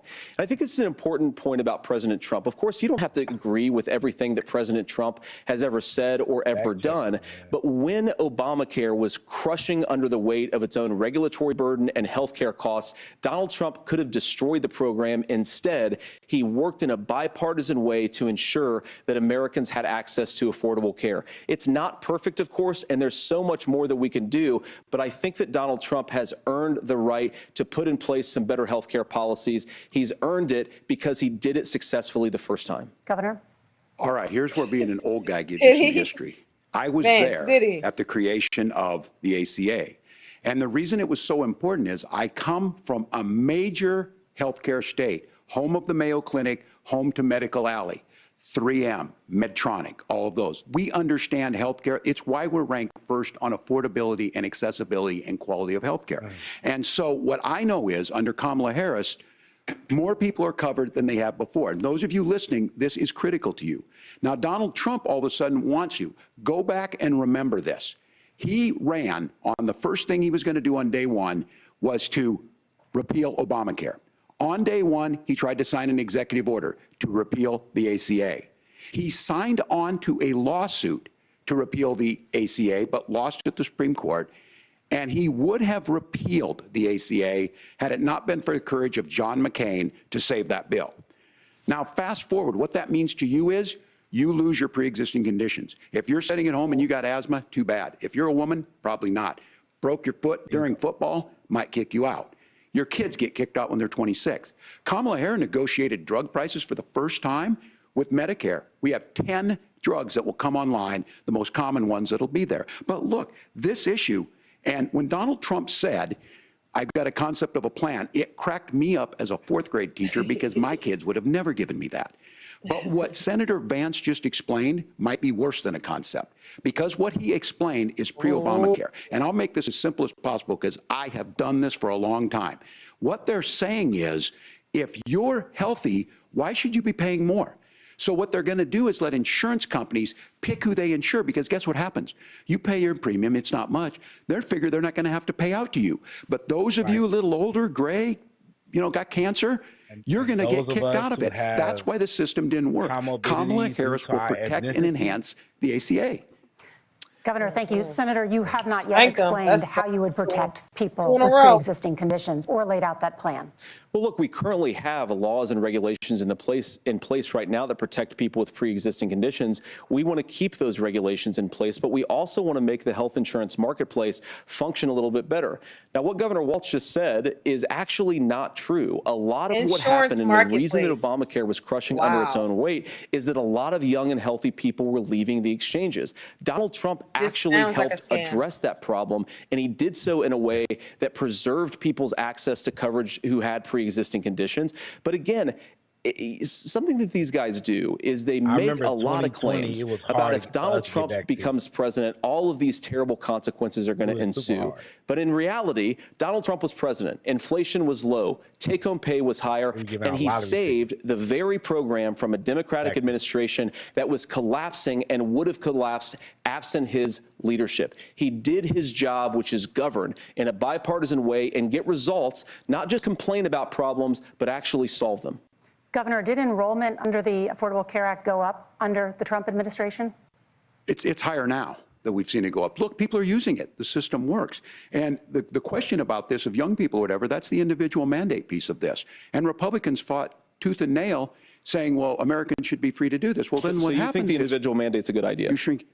I think the idea of making sure the risk pool is broad enough to cover everyone, that's the only way insurance works. When it doesn't, it collapses. You are asking pre-ACA where we get people out. Look, people know that they need to be on health care. People expect it to be there. And when we are able to make it, and we are making it this way, they got Bernie out of here. Incentivize people to be in the market. When we help people who might not be able to afford it get there, and we make sure then when you get sick and old, it's there for you. Because I heard people say, well, I don't want to buy into Medicare or whatever. Good luck buying health care once you get past 70. So look, the ACA works. We can continue to do better. Kamala Harris did that. The way she made everything better was negotiating those 10 drugs on Medicare for the first time in American history. Thank you. Margaret? Can I address that? I apologize. We're out of time. We have a number of subjects to discuss. Margaret? Let's talk about families Girl, you in got America. 9 minutes. There is a child care crisis in this country, and the United States is one of the very few developed countries in the world without a national paid leave program for new parents. Governor Walz, you've said that if Democrats win both the White House and Congress, this is a day one priority for you. How long should employers be required to pay workers while they are home taking care of their newborns? You have 2 minutes. Yeah, well, that's negotiable, and that's what Congress worked. But here's what the deal is. Americans sitting out there right now, you may work for a big company. Look, we're home in Minnesota to some of the largest Fortune 500 companies. Kamala Harris knows that in California. Those companies provide paid family and medical leave. One is, I think they're moral and they think it's a good thing, but it also keeps their employees healthy. We in Minnesota passed a paid family and medical leave. You have a child, and I had to go back to work 5 days after my kids were born. This allows you to stay home a certain amount of time. What we know is that gets the child off to a better start, the family works better, they stay in their employers, more consistency in that. So Kamala Harris has made it a priority. We implemented it in Minnesota, and we see growth. That's how you become a pro-business state. But the negotiations on it, and here's the issue, those big companies are able to offer it. Those of you out there who don't have it, just imagine what happens if you get cancer or your child gets sick. We know what happens. You end up staying home. In some places, that means no paycheck because you've got no protection on that. This is the case of an economy that Donald Trump has set for the wealthiest amongst us. He's willing to give those tax breaks to the wealthiest. He's willing to say, bust those unions up, do whatever. What we're saying is the economy works best when it works for all of us. And so a paid family medical leave program, and I will tell you, go to the families or go to the businesses and ask them. As far as childcare on this, you have to take it at both the supply and the demand side. You can't expect the most important people in our lives to take either our children or our parents to get paid the least amount of money. And we have to make it easier for folks to be able to get into that business and then to make sure that folks are able to pay for that. We were able to do it in Minnesota, and I'm still telling you this. We were listed as the best state. We're still in crisis on this. A federal program of paid family and medical leave and help with this will enhance our workforce, enhance our families, and make it easier to have the children that you want. Governor, your time is up. Senator, do you support a national paid leave program? And if so, For how long should employers be mandated to pay their employees while they are home taking care of their newborn? You have 2 minutes. Yeah, well, first of all, Margaret, a number of my Republican colleagues and some Democrats, too, have worked on this issue. And I think there is a bipartisan solution here because a lot of us care about this issue. I mean, look, I speak from this very personally because I'm married to a beautiful woman who is an incredible mother to our 3 beautiful kids, but is also a very, very brilliant corporate litigator. And I'm so proud of her. But being a working mom, even for somebody with all of the advantages of my wife, is extraordinarily difficult.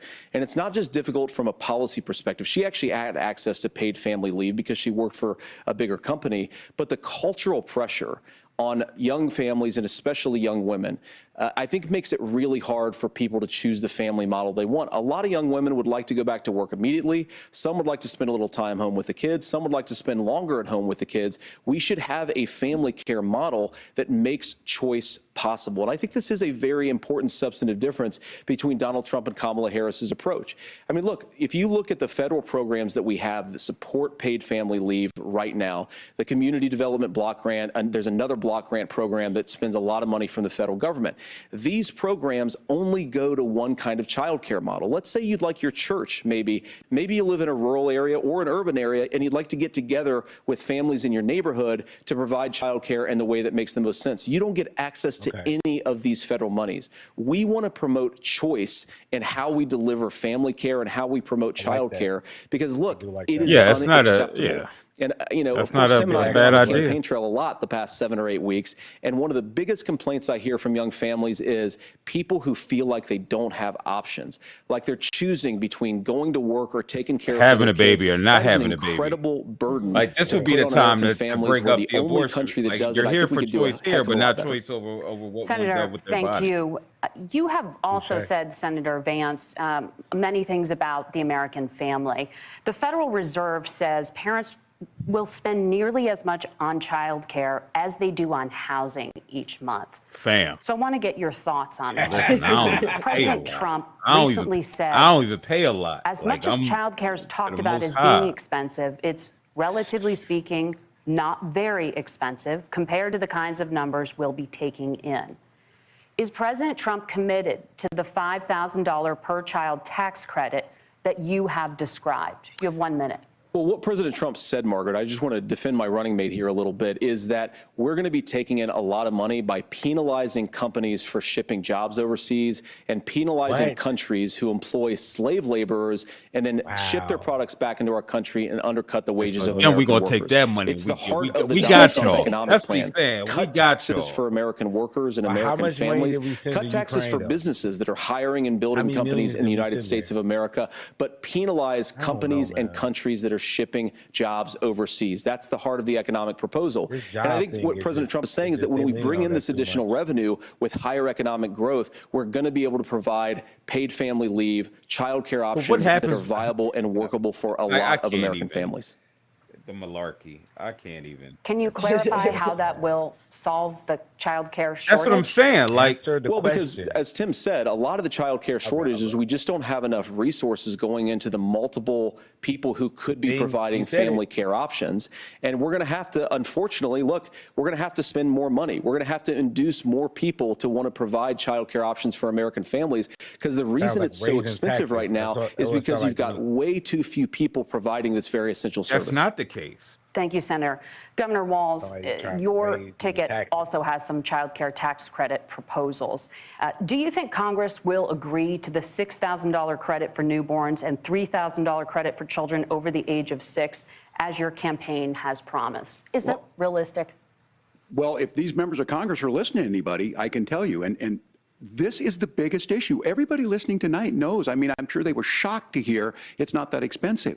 And let's be clear, whether it's $5,000 or $6,000, that leaves you about 3 or 4 months. Let's be clear of where we're at on this. It's because we got out of an imbalance on this. We thought we were going to get by not paying people. I don't think Senator Vance and I are that far apart. I'm not opposed to what he's talking about on options. We've done scholarships types of things. I think we need to be open to making the case.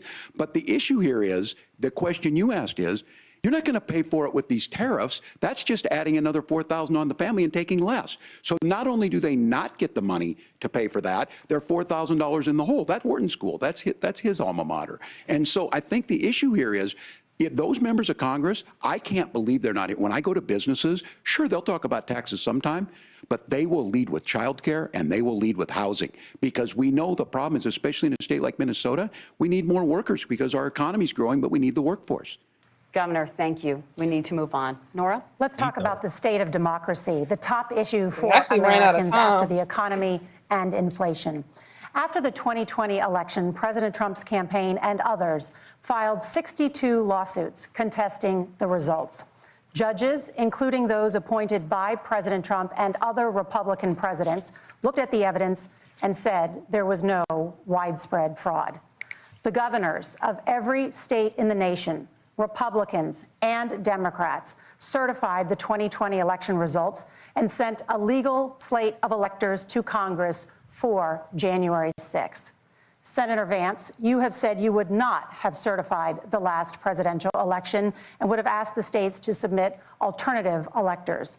That has been called unconstitutional and illegal. Would you again seek to challenge this year's election results, even if every governor certifies the results? I'll give you 2 minutes. Well, Nora, first of all, I think that we're focused on the future. We need to figure out how to solve the inflation crisis caused by Kamala Harris's policies. That was make housing affordable, make groceries affordable, and that's what we're focused on. But I want to answer your question because you did ask it. Look, what President Trump has said is that there were problems in 2020, and my own belief is that we should fight about those issues, debate those issues peacefully in the public square, and that's all I've said, and that's all that Donald Trump has said. Remember, he said that on January the 6th, the protesters ought to protest peacefully. And on January the 20th, what happened? Joe Biden became the president, Donald Trump left the White House, and now, of course, unfortunately, we have all of the negative policies that have come from the Harris-Biden administration. I believe that we actually do have a threat to democracy in this country, but unfortunately, it's not the threat to democracy that Kamala Harris and Tim Walz want to talk about. It is the threat of censorship. It's Americans casting aside lifelong friendships because of disagreements over politics. It's big technology companies silencing their fellow citizens. And it's Kamala Harris saying that rather than debate and persuade her fellow Americans, she'd like to censor people who engage in misinformation. I think that is a much bigger threat to democracy than anything that we've seen in this country in the last 4 years, in the last 40 years. Now, I'm really proud, especially given that I was raised by two lifelong blue-collar Democrats, to have the endorsement of Bobby Kennedy Jr. and Tulsi Gabbard, lifelong leaders in the Democratic coalition. And of course, they don't agree with me and Donald Trump on every issue. We don't have to agree on every issue, but we're united behind a basic American First Amendment principle that we ought to debate our differences. We ought to argue about them. We ought to try to persuade our fellow Americans. Kamala Harris is engaged in censorship at an industrial scale. She did it during COVID. She's done it over a number of other issues. And that, to me, is a much bigger threat to democracy than what Donald Trump said when he said that protesters should peacefully protest on January the 6th. Governor? Well, I've enjoyed tonight's debate, and I think there was a lot of commonality here. And I'm sympathetic to misspeaking on things, and I think I might have with the senator. Me too, man. There's one though that this one is troubling to me, and I say that because I think we need to tell the story. Donald Trump refused to acknowledge this, and the fact is that I don't think we can be the frog in the pot and let the boiling water go up. He was very clear. I mean, he lost this election, and he said he didn't. 140 police officers were beaten at the Capitol that day. Some with the American flag, several later died. And it wasn't just in there. In Minnesota, a group gathered on the state capitol grounds in St. Paul and said, we're marching to the governor's residence and there may be casualties. The only person there was my son and his dog, who was rushed out crying by state police. That issue, and Mike Pence standing there as they were chanting, hang Mike Pence. Mike Pence made the right decision. So, Senator, it was adjudicated over and over and over. I worked with kids long enough to know, and I said as a football coach, sometimes you really want to win, but the democracy is bigger than winning an election. You shake hands, and then you try and do everything you can to help the other side win. That's what was at stake here. Now, the thing I'm most concerned about is the idea that imprisoning your political opponents, already laying the groundwork for people not accepting this. And a president's words matter. A president's words matter. People hear that. So I think this issue of settling our differences at the ballot box, shaking hands when we lose, being honest about it, but to deny what happened on January 6th, the first time in American history that a president or anyone tried to overturn a fair election and the peaceful transfer of power. And here we are 4 years later in the same boat. I will tell you this, that when this is over, we need to shake hands this election, and the winner needs to be the winner. This has got to stop. It's tearing our country apart. Margaret? Senator Vance, did you want to respond to that? Yeah, well, look, Tim, first of all, it's really rich for Democratic leaders to say that Donald Trump is a unique threat to democracy when he peacefully gave over power on January the 20th, as we have done for 250 years in this country. We are going to shake hands after this debate and after this election. And of course, I hope that we win, and I think we're going to win. But if Tim Walz is the next vice president, he'll have my prayers, he'll have my best wishes, and he'll have my help whenever he wants it. But we have to remember that for years in this country, Democrats protested the results of elections. Hillary Clinton in 2016 said that Donald Trump had the election stolen by Vladimir Putin because the Russians bought like $500,000 worth of Facebook ads. This has been going on for a long time. And if we want to say that we need to respect the results of the election, I'm on board. But if we want to say, as Tim Walz is saying, that this is just a problem that Republicans have had, I don't buy that. I wish they were fact checking. Governor. January 6th was not Facebook ads. And I think a revisionist history on this. Facebook Look, ads, right? I don't understand how we got to this point. But the issue was that happened. Donald Trump can do it. And all of us say there's no place for this. It has massive repercussions. This idea that there's censorship to stop people from threatening to kill someone, threatening to do something, that's not censorship. Censorship is book banning. We've seen that. We've seen that brought up. Yeah. I just think for everyone tonight, and I'm going to thank Senator Vance, I think this is the conversation they want to hear. And I think there's a lot of agreement, but this is one that we are miles apart on. This was a threat to our democracy in a way that we had not seen. And it manifested itself because of Donald Trump's inability to say. He is still saying he didn't lose the election. I would just ask that. Did he lose the 2020 election? Tim, I'm focused on the future. Did Kamala Harris censor Americans from speaking their mind in the wake of the 2020 COVID situation? That is a damning non-answer. It's a damning non-answer for you to not talk about censorship. Obviously, Donald Trump and I think that there were problems in 2020. We've talked about it. I'm happy to talk about it further. But you guys attack us for not believing in democracy. The most sacred right under the United States democracy is the First Amendment. You yourself have said there's no First Amendment right to misinformation. Kamala Harris wants to use the power of government and big tech to silence people from speaking their minds. That is a threat to democracy that will long outlive this present political moment. I would like Democrats and Republicans to both reject censorship. Let's persuade one another. Let's argue about ideas, and then let's come together afterwards. You can't yell fire in a crowded theater. That's the test. That's the Supreme Court test. Tim, fire in a crowded theater. You guys wanted to kick people off of Facebook for saying. All right, here we go. All right, and this is where we say, listen, fire in a crowded theater. That is criticizing the policies of the government, which is the right of every American. Senator, the governor does have the floor for 1 minute to respond to you. Yeah. This has to be like the last question. I don't run Facebook. What I do know is I see a candidate out there who refused, and now again, and this I'm pretty shocked by this. He lost the election. This is not a debate. It's not anything anywhere other than in Donald Trump's world. Because look, when Mike Pence made that decision to certify that election, that's why Mike Pence isn't on this stage.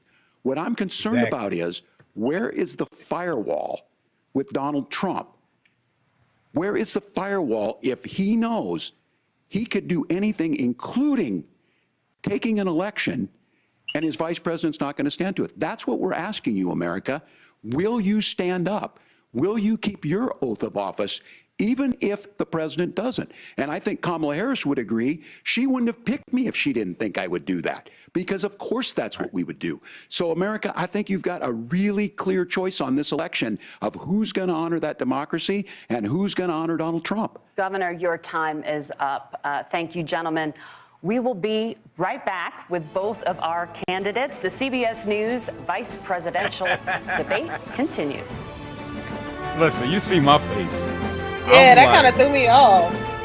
Because I think it was for, say 90 minutes, but I think it's actually 2 hours. You got to turn that down, Phil. We can't hear you. You gotta This turn that PBS down. News presentation is made possible Or just hit by mute. You can mute Consumer it on the, Cellular, this is Sam. YouTube. How may I help you? Yeah, we don't get no paid Yeah. advertisements over here. They ain't dropped no campaign dollars on these Facts. advertisements. Facts. Facts. I don't know if Yeah, I can sit through another 30 minutes of this, guys. It's crazy. I hope it's not listen, going to I'm 11. gonna give them. We're gonna see what they about to talk about next. But yeah, this is where they got to play the. We need Sandman from the Apollo to come out and start. Speak. I don't know what the white version of that is. you know, but yeah, Yeah, but yeah. but I do agree. Like this, and I believe you said it. I may have said it earlier. Right, it's getting late, but this is the types of political debates that you would see historically, right? I mean, they both were Right. still Right. they're all full of sugar honey iced tea, ultimately, but at least there was some real discussion that was taking place. So I'm shocked. Well, I guess yeah, I am shocked to see that, Do given you what think we've that it could be that, experienced and this is the me last throwing my few black years. heart out there, Phil. Actually, just quick question. Do you think that that's because it's two white men talking to two white men? You feel me? As far as just the respect, level of respect, the empathy they're showing each other when they misquote something like Walz, Governor Walz literally point out like, just want to put out the respects to you when you say something wrong, and I'm saying something wrong myself. I'm going to be accountable for that. Do you think that that is the difference between what took place in September, because Donald Trump doesn't have any respect for the current vice president, and the vice president pretty much doesn't have any respect for the former president? And see, that's the I thing. would I don't say necessarily think it's a lack of respect that Donald Trump has for them. I think he's just so far out there, right? It's not even a matter of a right. respect. Right. It's just like I'm talking to anybody like this, right? It doesn't matter. You see Right. how he Right. talks. You see how he talks to his wife. You see how he talked to just people. It's just like he think he's the big dog. He's the Right. HWYC. And I think that's how he shows up in these spaces. So no, I don't necessarily think it's because of it's two men, but again, there's always going to be some underlying element of misogynoir in some capacity based off her being a black Massage woman. noir. That's that PhD coming out. Massage noir. What was you going to say, Legend? Well, I would say that unfortunately, Trump is running on what worked. It has worked once. It might not work again. So what made him more polarizing to Hillary Clinton is the name calling. It's pointing out their flaws, like talking over them. That type of thing worked at one time with one person. Doesn't mean it's going to work again. And the thing is, America likes a fresh, new person, things of that nature. Donald Trump was new. He said something different. He sound like me. The difference is between that debate and what we just saw is that you have a situation where, it felt a little petty, but she was holding him to task, trying to have a conversation. All he did was just give out like, adjectives I and talk can't. about her, things of that nature. Because I don't my know. race, I wouldn't say she race, wasn't offering anything of substance either, right? Hers I agree. was just in a prettier package when we talk But about just her ability to communicate. now he does have a history with women of any ethnicity. He has shown a propensity to be disrespectful, to be misogynistic, to talk Point. down to them, to act like they're not For his sure, equal. for So sure. it might be that he does not have the issue. Now we're dealing with two different people here, but it seems that it was probably the best pick that the Democrats could have chose, a woman of color who has experience. Regardless of what might occur, she has rose to this specific occasion. There's nothing that he can say about. He doesn't have the track record she does. Yeah. I think these are their final statements. That's how it's looking. Of this coalition that Kamala Harris has built, from Bernie Sanders to Dick Cheney to Taylor Swift, and a whole bunch of folks Bernie in between again. there. Bernie And they probably don't like, all why they agree keep on saying my everything, name? but they are Yeah, y'all true did Bernie optimistic dirty. people. That's what They believe in a positive future of this country and one where our politics can be better than it is. Bernie on the And I have to tell you that that better than it is is the sense of optimism that there can be an opportunity economy that works for everyone, not just to get by, but to get ahead. And the idea that freedom really means something.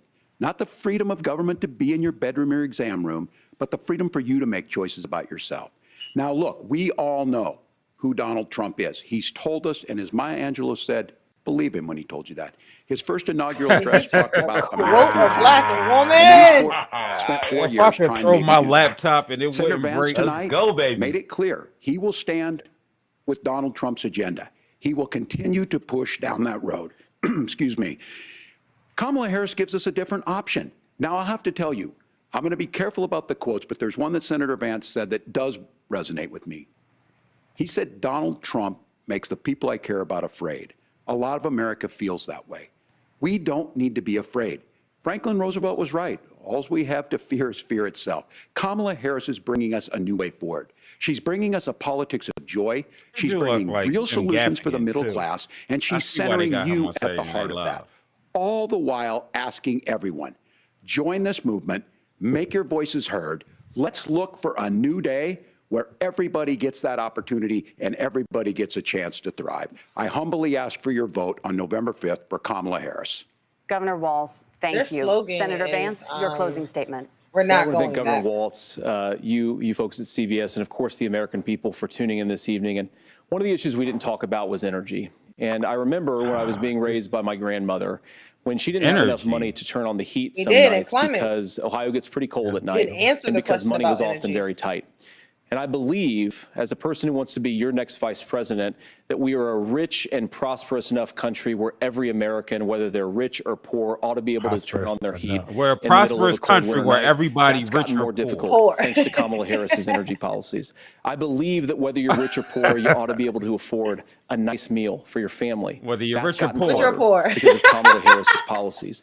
I believe that whether you're rich or poor, you ought to be able to afford to buy a house. You ought to be Rich- able to rich live or in I wouldn't safe be poor neighborhoods. if I poor. had all of Your these things. I wouldn't communities be flooded with poor. fentanyl, and that too has Oh. gotten He's harder lost with all Kamala because the of Kamala equity Harris's built up with me, policies. man. Now, I've been in politics long enough to do what Kamala Harris does when she stands before the American people and says that on day one, she's going to work on all these challenges I just listed.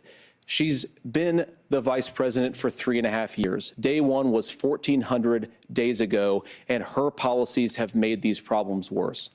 Now, I believe that we have the most beautiful country in the world. I meet people on the campaign trail who can't afford food, but have the grace and generosity to ask me how I'm doing and to tell me they're praying for my family. What that has taught me is that we have the greatest country, the most beautiful country, the most If you're incredible meeting people somebody that says anywhere they in the can't world. afford food, but they they're say, not "What's going to up, be baby? able How to you doing?" achieve That doesn't their say. That full says a lot about the dreams country, with the but nothing broken leadership that we positive. have Why- in They our why had you their at country. the hand out They're right campaign not after going to be trail? able to live their American Why you at dream the if we campaign do trail? the I'm same sure they thing stuck that their we've been hand doing out for the right last after that, 3.5 looking for years. you to help them. We need change. We need a new direction. We need a president who has already done this once before and did it well. Please vote for Donald Trump. And whether you vote for me or vote for Tim Walz, I just want to say I'm so proud to be doing this, and I'm rooting for you. God bless you, and good night.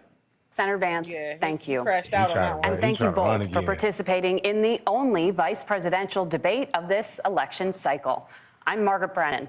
And I'm Nora O'Donnell. And a reminder, there are just 35 days until Margaret Election did Day. well. Please get out and vote. And for all of us here at CBS News, thank you and good night. Rich is right. What a debate indeed. J.D. Vance and Tim Walz facing. Yeah, let's try to do this in 15 minutes, guys. Okay. 15. Okay. Yeah, listen, I don't even have anything much to say, if we're going to be honest. It was what it was, right? It was what it was. It didn't need to be an hour and a half, hour 45 minutes at all. Yeah. But I think it highlights just where we are as a country, right? Yeah. We have these two individuals, the things that they're claiming, the things that they say that they represent, the things that they say that we represent. For me personally, there's no faith in any of it, right? There's no faith in any of it. Hence why I make different decisions. So, for me, this is political theater at its finest. Yeah. That we all get to witness, and those are my parting thoughts. We'll let you go. We're gonna give you the final word, POC. Go ahead, Legend. Well, Legend, before you go, I just want to read some comments from the people who are watching and listening. I want to make sure we show respect, and we appreciate you guys for engagement. That's what we need when we do have these conversations as far as streaming. So shout out to Marcel Davis. He said Vance and Walz are both veterans. I did look that up. That's a whole nother conversation. They served, but they never served directly in any combat. So that's their argument, going back and forth with each other on that particular point. And said that the VP enacts policies. I'm confused. I guess we were talking about when we asked, like, what does the vice president ever do? Actually do, I'm sorry. I think she was responding to that. And also went and said, I believe the questions are better in this debate than it was in the other debate. I kind of agree with you there, Ann, but I still think we didn't get the answers that we were looking for. Right. Rachel went in and said, Walz is serious. Walz is serious, and I'm loving it. Love what he said about regulations. They could have left Obama out of it. And then Richard said, what a debate. We all agree with that one. Rachel also said he keeps talking about women trying to change the Catwoman image. It's too late. And then Richard also went and said, I became I became visibly pissed off when JD SHIT on science. Legitimately, as a scientist, he makes me angry. Yeah. And give my mama the last quote. We'll put her out here for tuning in. I'm old school. Keep hope alive. We Jesse Jackson with it, mama. I know you. I knew I would have voted for Jesse. I don't know if I'm voting for this sister. Oh, that's good to know. I thought Rachel was But, your sister, so Rachel's actually your mom. No, that's my mama. Yeah. Oh, all right, that's yeah. love. We She's appreciate supposed you, to Miss know. Roundtree. Yeah, she said she wasn't going to talk to me, because I vote for Jill Stein. But it's all love. You want to see your grandkids, don't you? You know what I mean?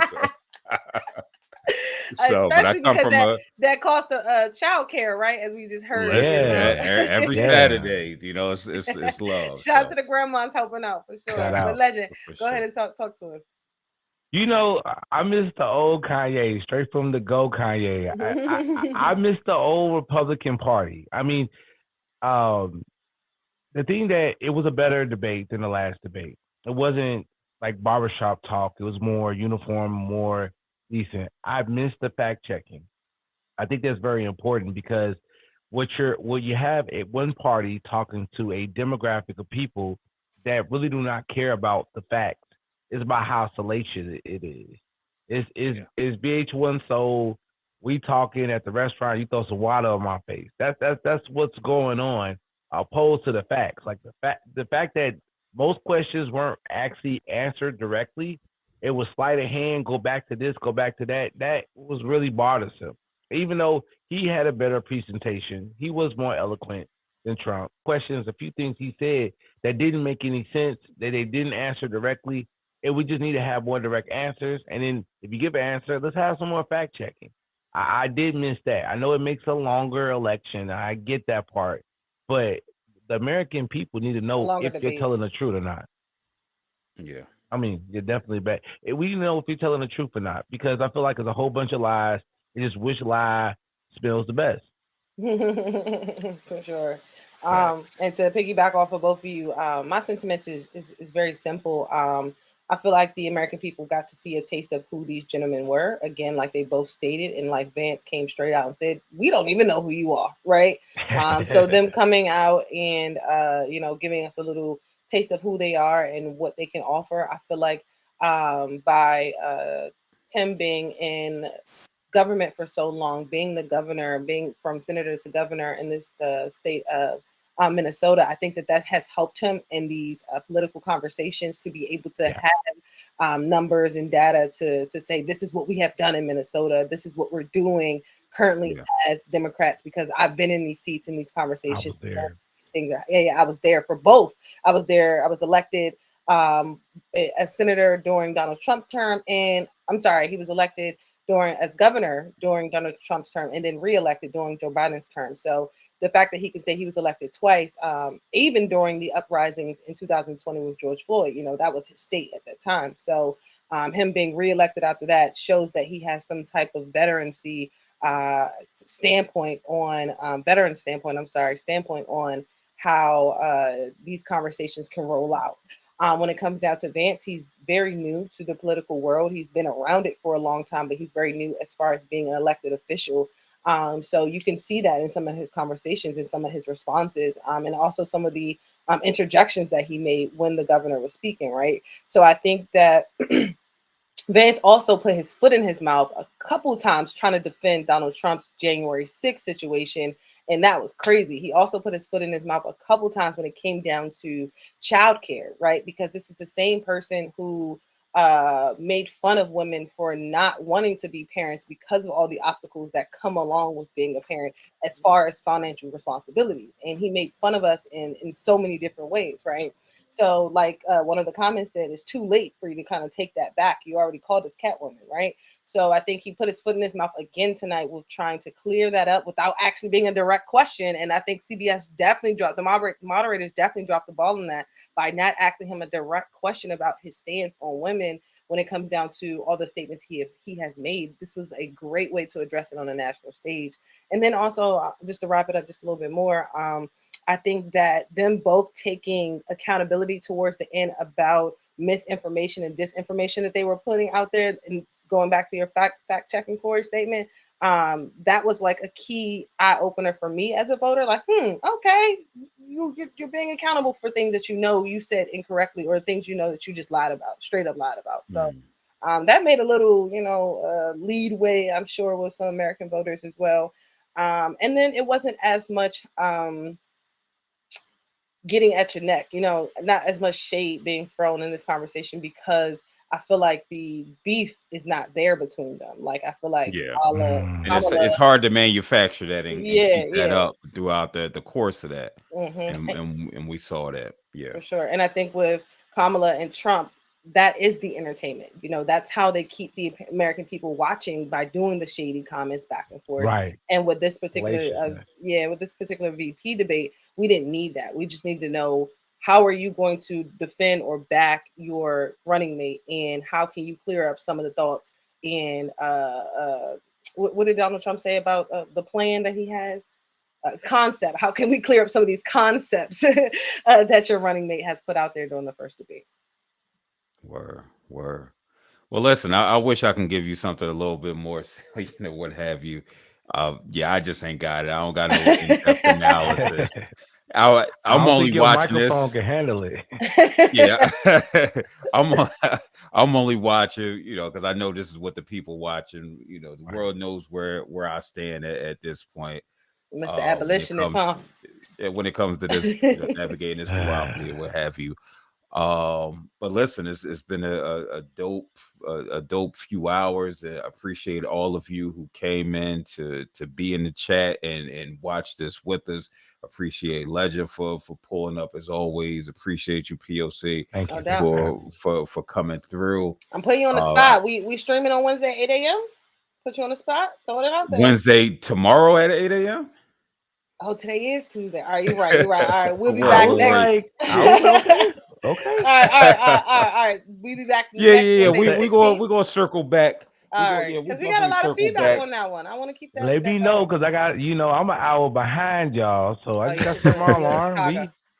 We can make it happen. Yeah, we I got my setup good now. We definitely have some, more conversations, but we definitely gonna be back in those 30 some odd days.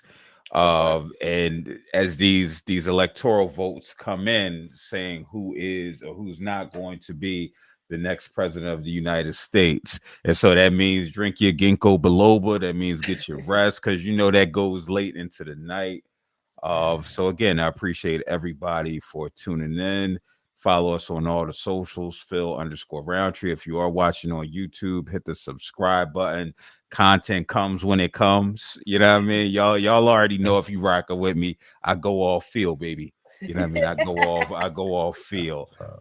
Follow POC at revive_POC on all the platforms. All of them. Until next time.